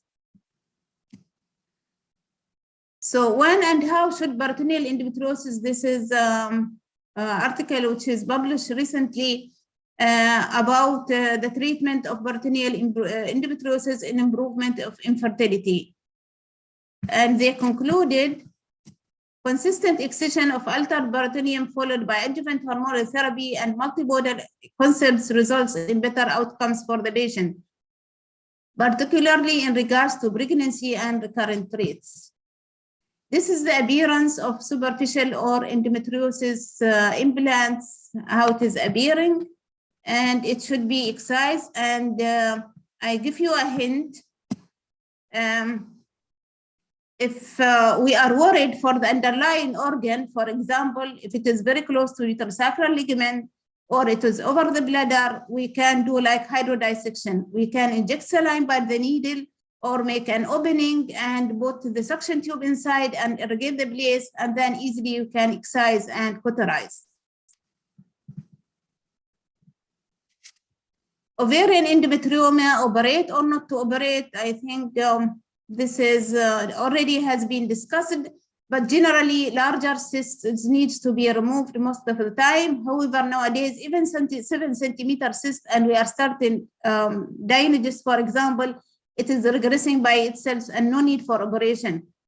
So while the patient is waiting for surgery, we can start them on medical treatment. If the cyst is becoming smaller, there's no indication to go ahead and remove an endometrioma because of its effect on reducing ovarian reserve.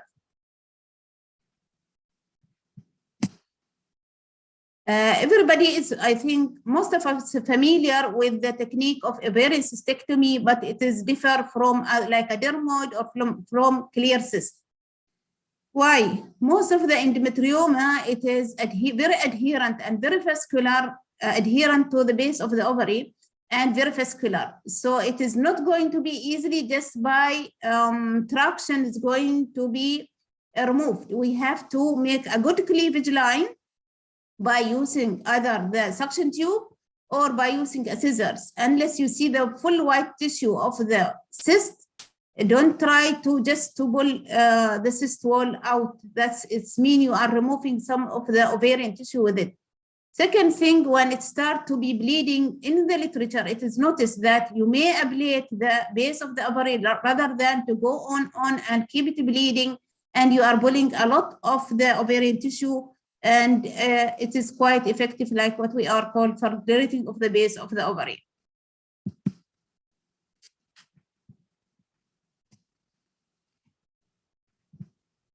So this is how to start. I'm going to the technique. We incise the cyst either by using monopolar or bipolar, and then we extend the incision with the scissors. And it is very important not to make a very small incision because you should get full exposure in order to avoid a lot of traction and pressure on the ovarian tissue. This is a nice endometrioma. It is not what endometrioma we are seeing actually. This is look like a very benign one. So till we end, and then we can completely peel it from the base. Regarding hemostasis, try to use bipolar, which is pinpoint to the point of the bleeder, not to use the wide bipolar or the monopolar to avoid destruction of the adjacent tissue. And we should laparoscopist endometriosis should master suturing when it is needed, do suturing rather than burning the full ovary with electrocautery. Now I go to deep infiltrative endometriosis. 95% of patients with deep infiltrative endometriosis complain of pain manifested as dysmenorrhea, dyspareunia, dyschezia, and dysuria. Might share with peritoneal or cystic endometriosis the same cellular origin, but genetic and epigenetic modulators induce distinct presentations. And if we go to the full issue of it, it is increase in the estrogen expression, like by increased expression of B4050, which is lead to a lot of conversion of androgens to estrogen, or because of increased expression of 17-hydroxysteroid type 1, again for the conversion estrone to estradiol, or there will be polymorphism in the progesterone receptors, And as Dr. Mariam said, there will be more expression of neuron growth factor, intercellular adhesion molecule, and nerve fibers density will be higher in deep infiltrate endometriosis. It is very important to study your patient before taking to theater. It is not enough to do a transvaginal scan and you see ovarian endometrioma, and that's all, and go, and you will be, it will be a nightmare surgery because it will be a frozen pelvis, bowels everywhere, it is adherent, even you cannot see the ovaries. So here we can study the endometriosis cases either by ultrasound, which should be done by experts. Nowadays, many experts in the ultrasound, they can diagnose deep infiltrate endometriosis, bowel endometriosis, everywhere just by ultrasound, either transvaginal or transrectal ultrasound. If you don't have that expertise, patients should go for MRI mapping. And why MRI is very important. As I said, we can identify the nodules in the rectovaginal space, and we can identify the nodule and how large the nodule, how far it is from the anal verd. If is the bladder free from endometriosis, how the ureter situation, is it very close, is it pulled out, is there any nodule in it? This is all has to be mapped, and not only it is important for the surgeon, it is important how to counsel the patient for this surgery. Otherwise, when it comes with complications, we cannot convince the patient that it was like a difficult surgery, because definitely you didn't counsel the patient properly before the surgery. So this is adapted from Talk Journal in 2021. What is the fundamentals of endometriosis surgery? This is very important chart, which is I like it and make my life easy for this presentation. Every surgeon for endometriosis, they should know the anatomy very well. We know that pelvis, deep pelvis, when we exercise, we have to go to retroperitoneal space, which carry a lot of vessels, ureters, and nerves. And when injured these nerves, we can go to malfunction of the colon or malfunction of the bladder, and patient will end with lifelong complications. Second thing, it should be structure approach, and this I'm going to go later in my presentation.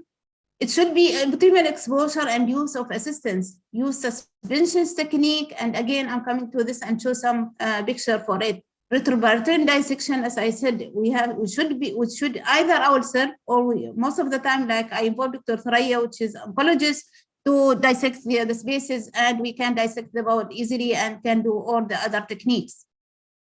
Excise all visible palpable disease, and then we have to arrange the team, the equipment, support environment, even before the surgery.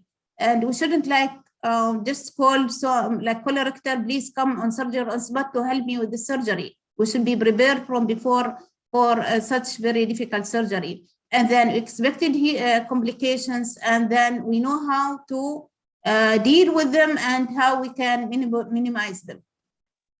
Dear Dr. Khalsa, you have 5 more minutes. Inshallah. I'll take another 5 because I'm before the last. Okay. So I'm going to one of this one by one for all these. So for structure approach, for optimal exposure, we should excise the sigmoid colon from its adhesion, which is usually found in the lateral pelvic wall. Like in this case, we know it is adherent to the pelvic side wall, and we should identify the actinal line and dissect it medially away from peritoneum. At the same procedure, we can see the ureter and do ureterolysis before we go further for it. Then we need ovarian mobilization, remove it from the pelvic side wall, either by blunt or sharp dissection, and mobilize it away, and we can suspend it outside the pelvis by hang it outside, and this it can be remained either for 2 weeks, which avoid the recurrence of the ovarian adhesion, like what it is showing in this picture. Some people, they are doing uterine suspension, but for our patients like married, we put uterine manipulator that will help us to manipulate the uterus away from the pelvis. If we cannot do this, we can do suspension, but it is a little bit tricky, and because usually there's adenomyosis and got away with the stitch. Definitely, we need to do uterolysis before doing the surgery, or most of the time it is adherent to the mass, which is between the sigmoid colon and between the ovary. So we have to dissect it and do uterolysis before going further even for the cystectomy. And at the same time, would diagnose if there is any ureteric nodules. This is an important slide to know what are the spaces. We need to identify the paraphysical space. We need to know the pararectal space, and pararectal space, it is a triangle between the obliterated hypogastric artery, uterine artery, and the ureter, and we have to open it because also there will be the hypogastric nerve and the splanchnic nerves to avoid their injuries. This is the paraphysical space, and this is the pararectal space, as it is shown in this slide. Ureter, uterine artery, and the obliterated hypogastric artery. So what is the good technique for bowel endometriosis? Is it shaving, dissection, or bowel resection? I think this is all goes with the expertise of the surgeon. Then recently there is a published and presented study on just shaving, even for larger nodules of 5 centimeters. But the surgeon was very expert in how to deal with the complication and how to do it. Even he is open the bowel, he knows how to close it. So the general principle of, according to Mazzoloni group, is if the length of the nodule is more than 3 centimeters and the depth more than 7 millimeters, we go for segmental resection. And if it is less than 7 millimeters, we consider shaving. If the nodule is smaller, it is either discoid or shaving techniques. This is how the shaving technique. We start from proximal to distal one, and hold the nodule with the forceps and start shaving it away from the rectal wall. Just we have to examine the integrity of the bowel later on to make sure that there is no hole made on the bowel mucosa. This is a discoid resection, where it is anterior wall resection of the anterior wall of the rectum, and then we use a linear stapler to close it from anteriorly. Segmental resection, when we resect part of the colon, because the nodule is either to be very deep, that causing hematochezia, or it is involved posterior rectal wall, or it is very large nodule. Bladder endometriosis, it is very easy, can be diagnosed in ultrasound, like this is ultrasound. In full bladder or partially full bladder, easily you can see this nodule. For bladder endometriosis, again, we have to involve urologists. We are not expert in dealing, like we're doing cystoscopy. We need to do bilateral ureteric canalization before the surgery, especially if it is very close to the trigone. If it is just involving the dome of the bladder, no need for canalization of the ureters before the surgery, and can go ahead. Definitely, if there's ureteric endometriosis, we need to do maybe a resection, we need implantation to the bladder if needed, or could be into anastomosis. So the conclusion of my talk is endometriosis is a complex disease which needs expert care. Surgical management of endometriosis is directed toward alleviating the symptoms of the disease, preserving organ function, and in cases of compressed fertility, re-establishing the reproductive potential of the affected patient. Women of endometriosis deserve high standard of care through structural approach. We should all work for establishing centered care of endometriosis by establishing endometriosis center either in government, or we can encourage it also in private. And this is possible. And as Mariam always saying, goal is achievable. Thank you very much. Thank you very much, Dr. Khalsa, for opening our eyes to a lot of important information. Thank you. Any question from the audience?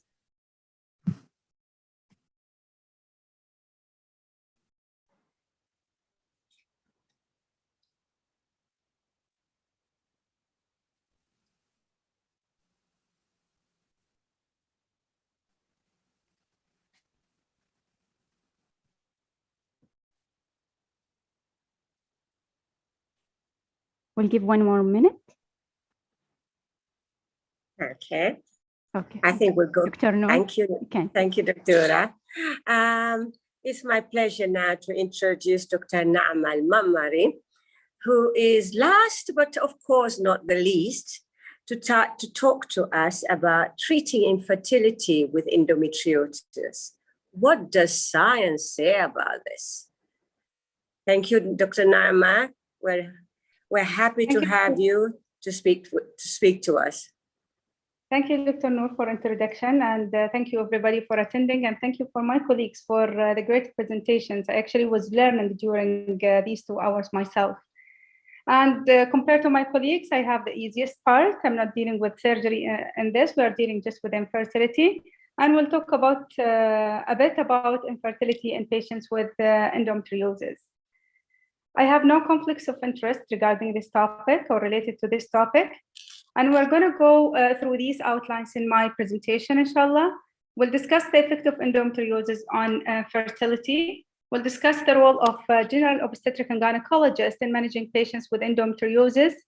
We'll go and discuss how to manage patients with infertility and who have endometriosis at the same time, effects of endometriosis on IVF outcome, and we'll go through the IVF protocols in endometriosis patients. We'll discuss challenges in treating infertility and endometriosis, including technical difficulties that we face during ovum pickup and embryo transfer. And we'll go a bit through 2 or 3 sentences about fertility preservation in endometriosis patients. So actually, this slide was already discussed by my colleagues regarding the symptoms of endometriosis. So probably I won't go through it because I'm the last speaker and I'm sure everybody is tired. We'll go directly to how does endometriosis contribute to subfertility. We know there is no mechanism has been identified to explain the link between endometriosis and subfertility. However, several mechanisms have been proposed. One of the most important mechanisms in infertility in patients with endometriosis is distorted pelvic anatomy. And we know pelvic adhesions, including those that are secondary to endometriosis, can result in a distorted pelvic anatomy, can affect the tubes of the patient and result in hydrosalpinx or hematosalpinx, can affect the release of the oocyte from the ovary and engulfment of the oocyte or capture of the oocyte by the tubes. There is also a direct effect of endometriosis on oocyte and embryo quality, and IVF doctors know this very well because we always see patients with endometriosis with bad oocytes. There is a direct effect of endometriosis in the endometrium of these patients affecting their implantation, and studies have showed a decreased level of alpha-beta 3 integrins in the endometrium of patients with endometriosis, and we know it is a cell adhesion molecule.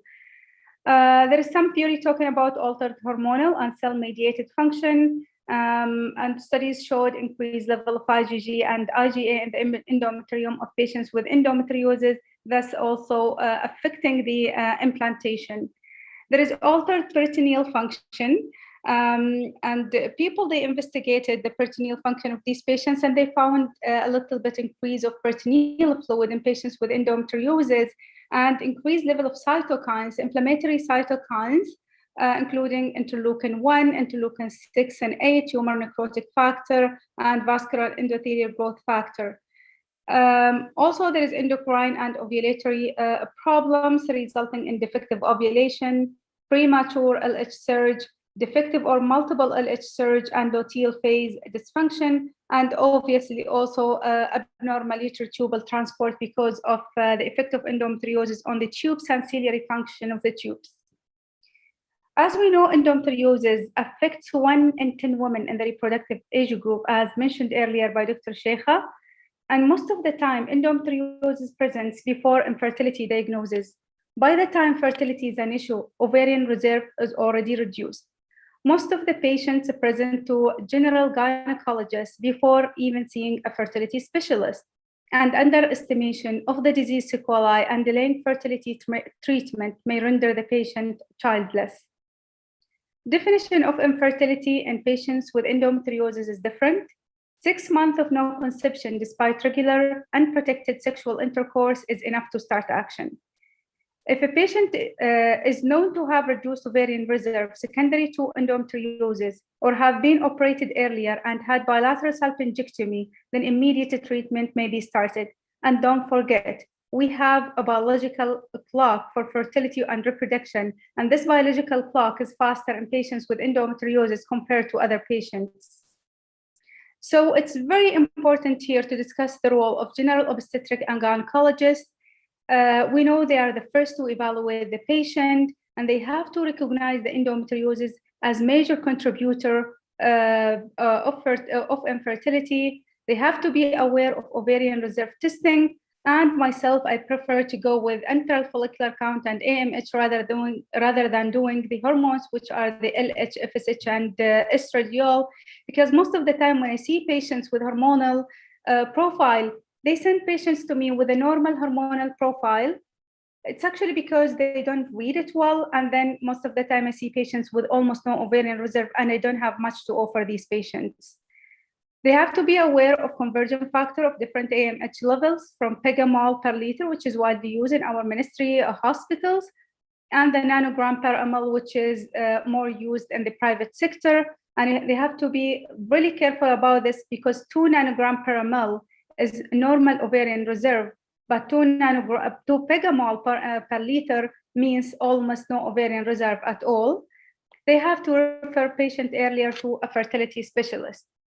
And this is just to emphasize on the importance of ultrasound and the estimation of ovarian reserve. And what we see here is a count of antral follicles. So if I see this by ultrasound, there is no need to do any ovarian reserve testing, including anti-Mullerian hormones. And we have to really discuss this because we have to be cost effective as well. Now, the only time when I do anti-Mullerian hormone, if I doubt ovarian reserve, such as in this case, and even this case is too obvious, so we are not really sure about ovarian reserve, then I may confirm with the anti-Mullerian hormone. And between anti-Mullerian hormone and AFC, myself, I'd rather go with AFC because we know anti-Mullerian hormone can be affected by too many factors, including the transport and the way of testing. So the conversion of anti-Mullerian hormone into nanogram per ml, if you don't have time to really think about the conversion factor and divide by 7, you're busy with your life, just Google anti-Mullerian hormone conversion and use this calculator. It will easily convert the anti-Mullerian hormone level for you. Treatment of infertility in endometriosis. This is the subject of today's lecture, actually. So we will discuss medical therapy to suppress endometriosis, surgical management related to fertility, not related to patient symptoms, controlled ovarian stimulation and IUI or intrauterine insemination, and assisted reproduction. So I will not talk a lot about the medical therapy because earlier my colleagues spoke about the different modalities in suppressing the endometriosis or pelvic endometriosis in patients with endometriosis.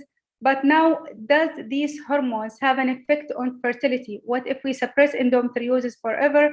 And by all the guidelines, including ASRM, ISHRI, and SOGC, medical management of infertility related to endometriosis in the form of hormonal suppression is ineffective and should not be offered. Meaning that you should not offer hormonal suppression just to treat infertility. You give patients hormonal therapy for 6 months and you ask the patient to go for expectant management. Expected management after that is not acceptable.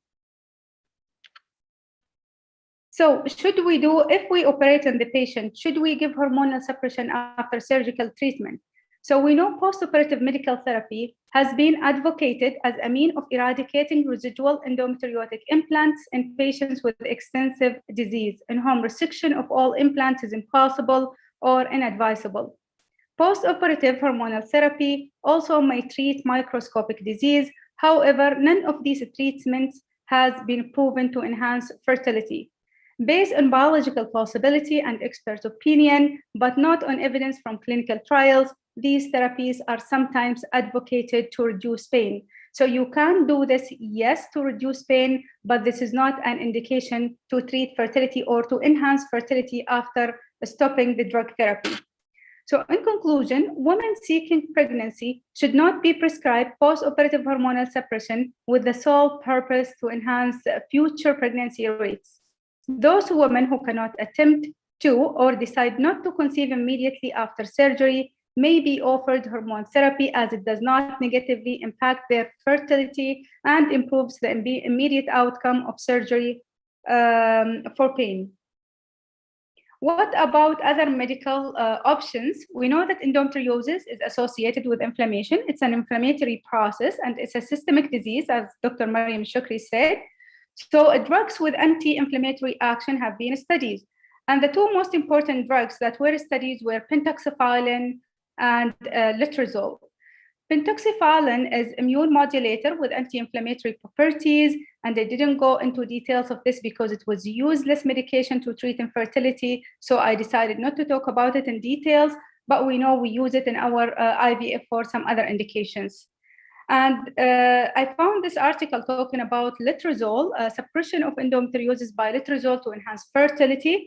So Alprozi et al. Performed an RCT to assess the effect of anti-estrogen, which is the letrozole, on natural pregnancy rates after surgical treatment of endometriosis. So they had 144 infertile women. They were randomized into 3 groups. The first group took letrozole for 2 months. Group number 2 took triptorelin, which is GnRH agonist, for 2 months, and group number 3 was the control group. And then they assessed a pregnancy rate for up to 12 months after restoration of regular period, and there was no difference in the pregnancy rate. So it lost its popularity. Now, is surgical treatment an indication to improve fertility? There is a big Cochrane review published in 2020 that discussed this issue.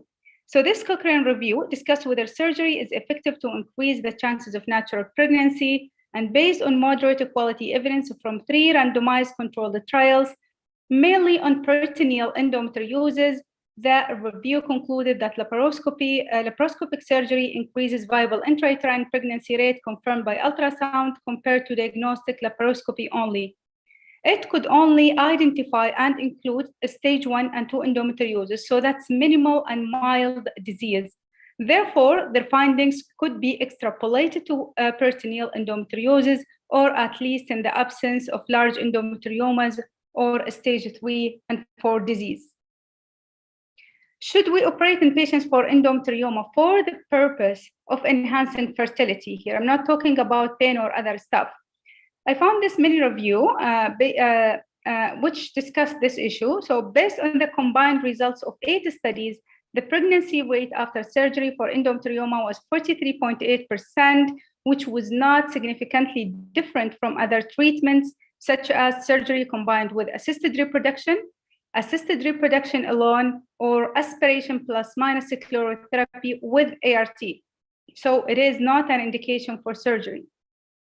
Conclusion: in stage 1 and 2 endometriosis, laparoscopic ablation of endometrial implants has been associated with a small but significantly improvement in the live birth rate. Operative laparoscopy could be offered as a treatment option for endometriosis-associated infertility in stage 1 and 2 disease. Clinicians may consider operative laparoscopy for the treatment of endometrioma-associated infertility, as it may increase their chance of natural pregnancy, although no data from comparative studies exist. Although no compelling evidence exists that operative laparoscopy for deep endometriosis improves fertility, operative laparoscopy may represent a treatment option in symptomatic patients wishing to conceive, meaning that to treat their pain, not to treat infertility. And we concluded that the decision to perform surgery should be guided by the presence or absence of pain symptoms, patient age and preference, history of a previous surgery, a presence of other infertility factors, ovarian reserve, and estimated endometriosis fertility index. We'll talk about... Dura, yes? You have 5 more minutes. Okay, I'm finishing soon, actually. I'm going to take 10 extra because I'm the last. So the endometriosis fertility index, the problem with this index is it's an end of surgery scoring system. So you need to operate on the patient to get the scoring system. So it is a scoring system that includes patient age, duration of subfertility, history of prior pregnancy, and surgical factors. And they give a score between 0 and 10. So here we have patient factors, the age, years of infertility, and prior pregnancy, and we get a score for each of one of these points, and then we add them all together. Then we operate on the patient, and we get a scoring system for the findings. And then we add the operative findings with these factors, and we get a score between 0 and 10. So you need to get an index which is 7 or more to say that the patient can have expectant management after surgery to try for natural conception. So those with mild disease, you can give them a chance of natural conception, not those with a major disease. Intrauterine insemination in women with endometriosis. So people, they have tried different treatment options, and they try to go with insemination alone, insemination with controlled ovarian stimulation, or controlled ovarian stimulation alone. And from too many studies, they concluded that if you go for IUI cycles in patients with endometriosis, then you better go with controlled ovarian stimulation plus intrauterine insemination altogether, because the positive effect is most likely related to the controlled ovarian stimulation. So IUI versus expectant, you definitely go with the IUI because the rates of pregnancy with expectant management is very low. So in conclusion, an infertile woman with stage 1 and 2 endometriosis, you can try IUI with controlled ovarian stimulation. Expectant management is not a good option in these cases. So the major topic of today is in vitro fertilization or assisted reproductive technology. We'll go quickly through stimulation protocols, technical difficulties we pass through, and risk of infection. So we know ART can be performed for infertility associated with endometriosis, meaning that we do IVF in the following cases: severe endometriosis, if a tubal function is compromised, if there is a male factor infertility, in case of low endometriosis fertility index, or if other treatments has failed. A specific protocol for ART in women with endometriosis cannot be recommended.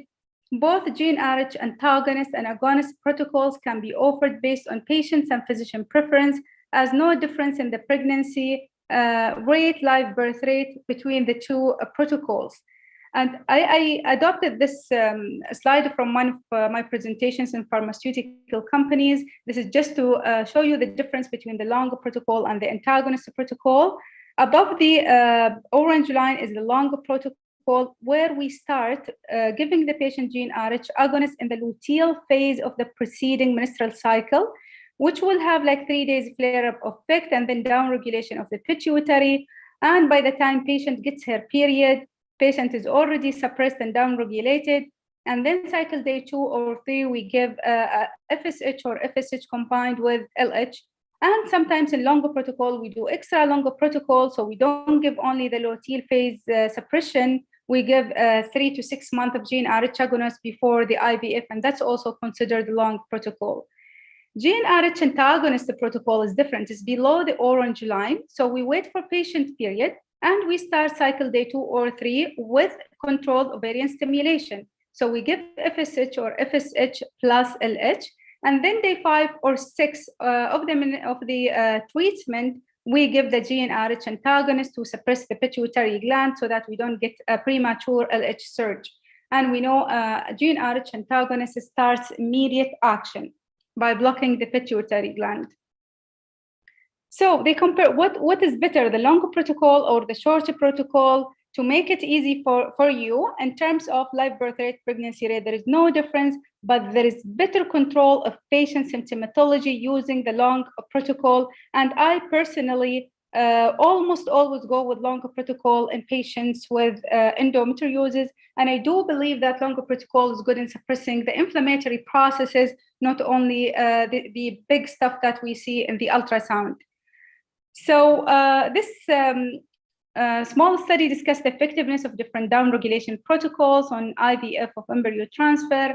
It's a meta-analysis Of studies comparing different GnR agonist protocols, short, long, and ultra long, reported that based on evidence from RCTs, a GnR agonist ultra long protocol could improve the clinical pregnancy rate, especially in patients with stage 3 and 4 disease. But then what they did when they add some other studies, observational studies, this effect was diluted. Should we do surgery or no before IVF? It's a case of discussion and dilemma every time. And in short, surgery is not indicated before IVF, even in the presence of endometrioma, and surgery may have negative effect as it may reduce the ovarian reserve further. And this we found in too many studies that were published recently. The indications for surgery before ART, either to improve the endometriosis-associated pain, to improve accessibility to follicles, or in the presence of hematosalpinx. Technical difficulties we face, difficult ovum pickup, access to follicles due to presence of endometriomas or adhesions, making anatomy more difficult, risk of infection, especially if endometrioma is ruptured during ovum pickup, and difficult embryo transfer due to adhesions and distorted uterine anatomy. Ovum pickup to be done by experienced fertility specialists. You have to be familiar with different techniques to overcome the obstacles. For example, how to deal with endometrioma during ovum pickup, abdominal egg retrieval, and transmyometrial embryo transfer. And always call for help if you need, and don't forget the antibiotics cover during ovum pickup. So I want to show you this. We're finishing in 1 minute. So this is one of my patients who had a big endometrioma. We'll see it here. We see the follicles. We see the follicles here. Endometrioma is appearing. And then we will start, and we have some follicles behind the endometrioma. We'll start harvesting the eggs one after the other.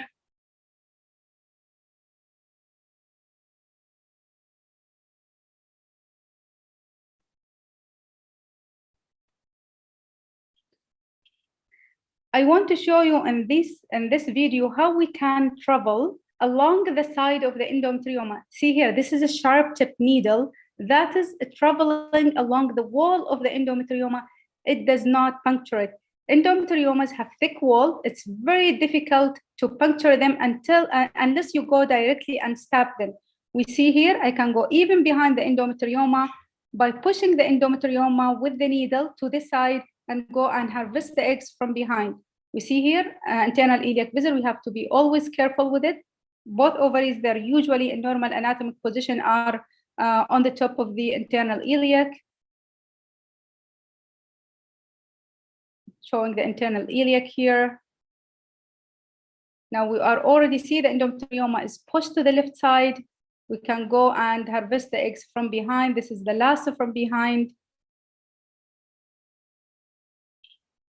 And I want you to see here, when we come out, the endometrioma will expand. So it's back to normal. We didn't touch it. So really, there is no need to do surgery before harvesting the eggs if you have the experience to deal with the endometriomas.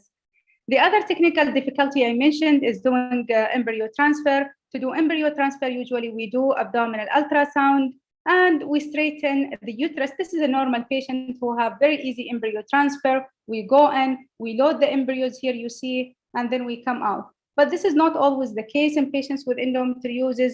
What we see frequently in endometriosis, this is a cervix that's going up, and this is the uterus that's going down. So we really have an acute angle that we cannot correct even by pulling the cervix with a tenaculum, which we shouldn't do during embryo transfer because it decreases the success rate and the uterus is fixed because of adhesions. In this case, we have to really go and do transmyometrial transfers, which is not a common procedure, and patient has to go under general anesthesia. So this is one of my patients who had a huge hydrosalpinx, a frozen pelvis. There is no cervix identified vaginally, so we had to go and do transmyometrial embryo transfer.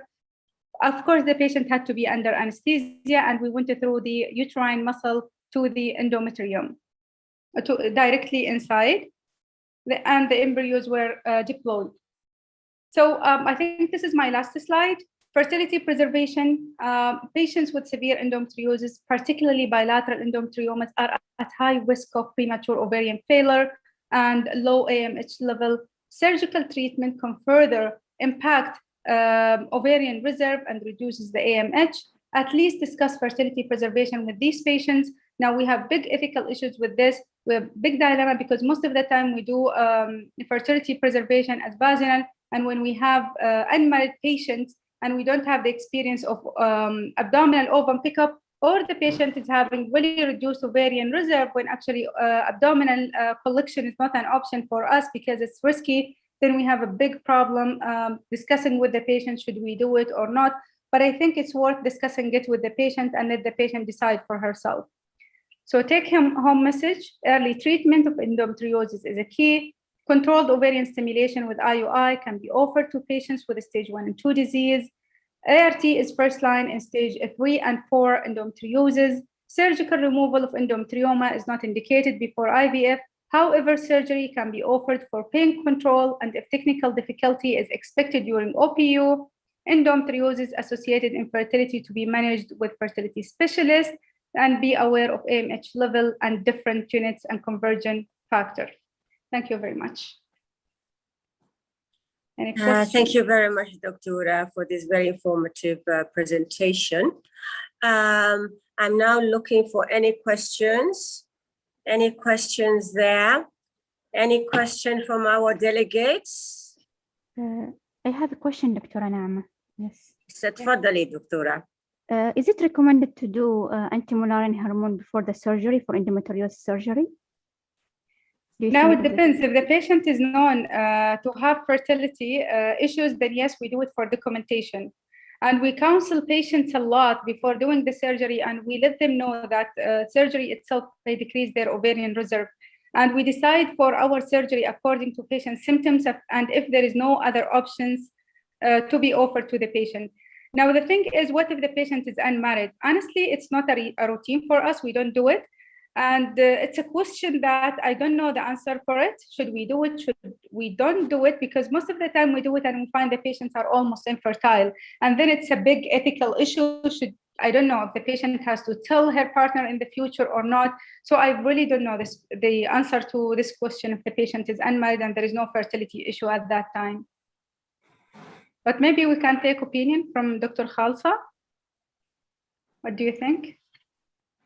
Agree with you, Naama. First of all, AMH, it is a little bit expensive test. Second thing, not available in all hospitals, but we need to counsel the patient that endometriosis is a disease of infertility, and we have to counsel them that surgery can be associated with a reduction in ovarian reserve. Thank you, Dr. Khalsa. Thank you. Any more questions from the audience? May I comment on the point of fertility in the unmarried girls? Yes, please. تفضلي دكتورة. Actually, first I would like to thank all the speakers for making such a fantastic effort into this matter. Generally, most of our patients who come to us, although we don't do it routinely, there are two situations ending up having that most of the patients actually having AMH. Many of them are diagnosed in another institution, and many of patients actually, they do opt to have it done by the time they come to us.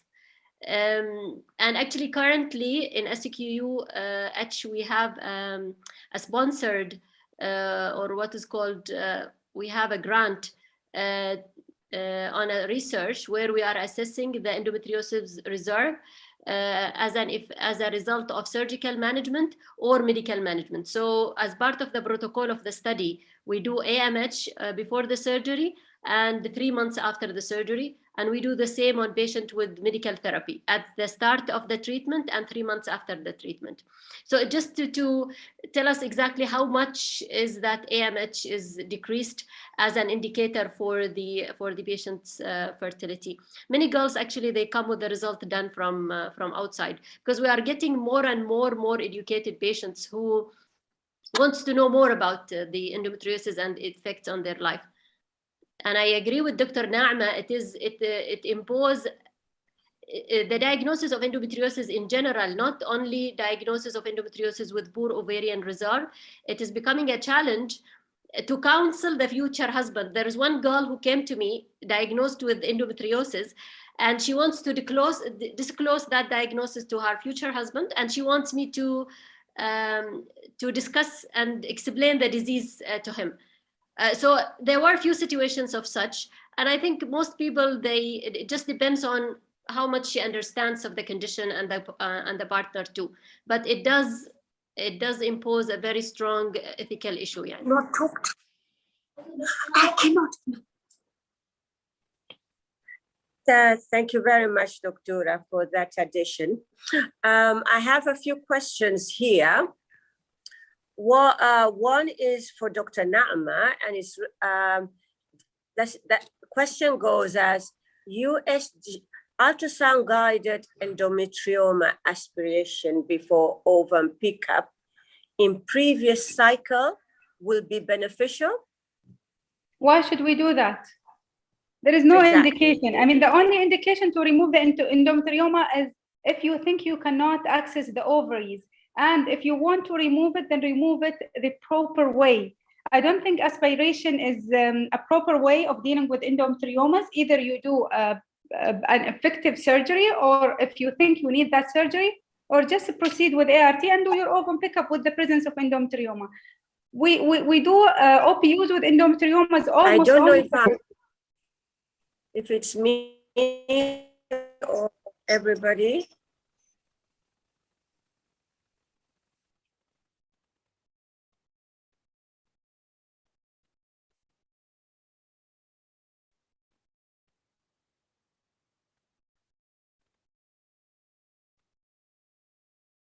Dr. Noor?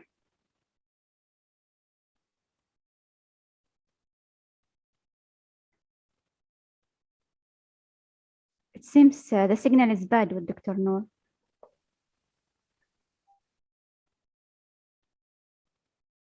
I'll add to this point of aspiration of endometrioma. It is a risk of developing pelvic abscess later on and can be very harmful for the patient.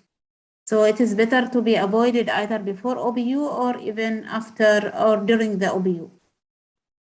100%.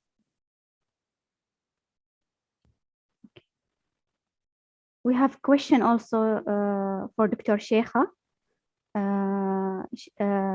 She wants to know about the Visan. Should be given continuously, or there should be a gap after 16 weeks course?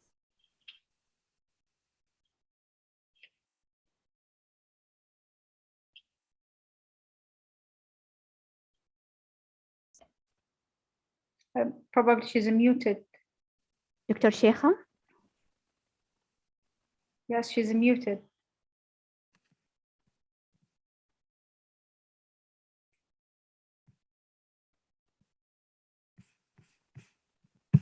Okay. Anybody want to answer?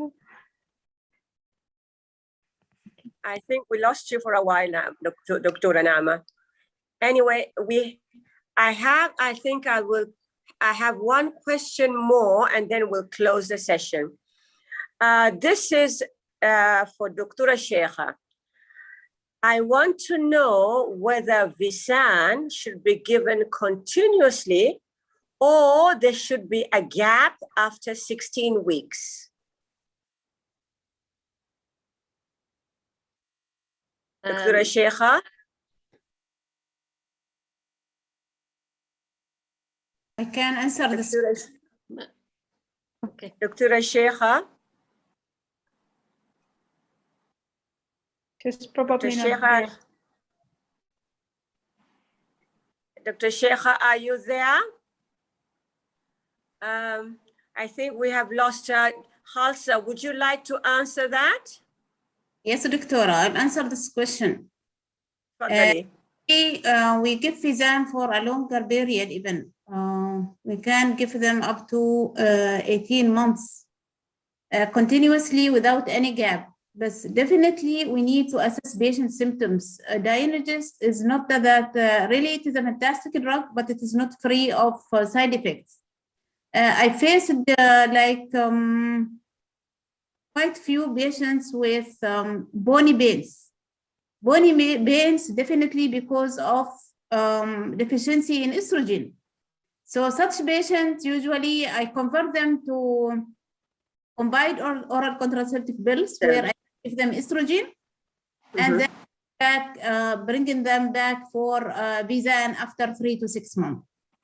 We can do that, especially those patients. And there are some studies that we face, like patients on diagnosis, they have some osteopenia. So we shouldn't treat patients same. It is individualized always. I hope I answered that. Yeah.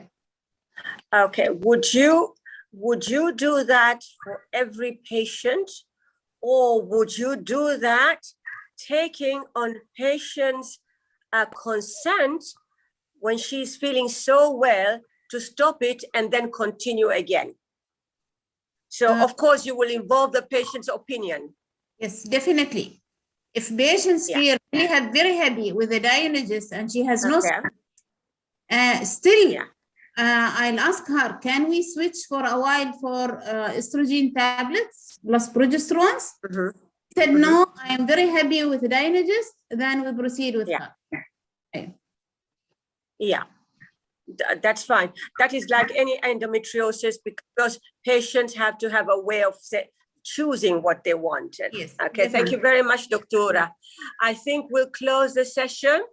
Thank you very much, all the speakers, for all the excellent presentation. It is very common subject, and I think for those who are working on different levels have got a lot of knowledge today and how to do referral when it is required. Doctora Mariam, thank you very much for bringing this up together. Well done for all your work that you're doing, and well done, you and your team, to make this group be as active as it is now. We're hoping to hear from you more, and hoping also from other groups in the society. Thank you very much. Thank you very much, Doctora, and thank you. Thank you very much, my dear moderator. Thank you very much. Thank you, you and Dr. Iman. Thank you very much. Thank you all. Thank you, Dr. Anur. Love you all. Mariam, thank you very much. You didn't hear me thanking you. It seems mute. So I'm saying it now. It was well-structured program, really. Thank you very much, all. It is well thought. It is a well thought of program, Mariam. It wouldn't have been possible without the cooperation of all the experts who are on the panel. So thank you very much. No, it's wonderful. Thank you very much, girls. Thank you. And it comes with the celebration of the endometriosis month, right? In March? Yeah. March, yes. March is endometriosis awareness month. And today is actually Women's Day, yeah? And today Women's Day. And today is International Women's Day. Yeah. Okay. Ladies, don't forget about tomorrow, please. Tomorrow assembly. Okay. And I hope those who you're all getting the email about the endometriosis for this month on the different Saturdays where they have the presentations from USA. Conducted by Dr. Tamar. Okay. Thank you very much, and have a lovely evening. Thank you very much. Thank you all. Thank you for sharing. Ladies, tomorrow assembly, please try to attend. Thank you very much. I apologize. Thank you. Bye. Thank you. Okay. Bye. Bye-bye. Thank you very much, all. Thank you.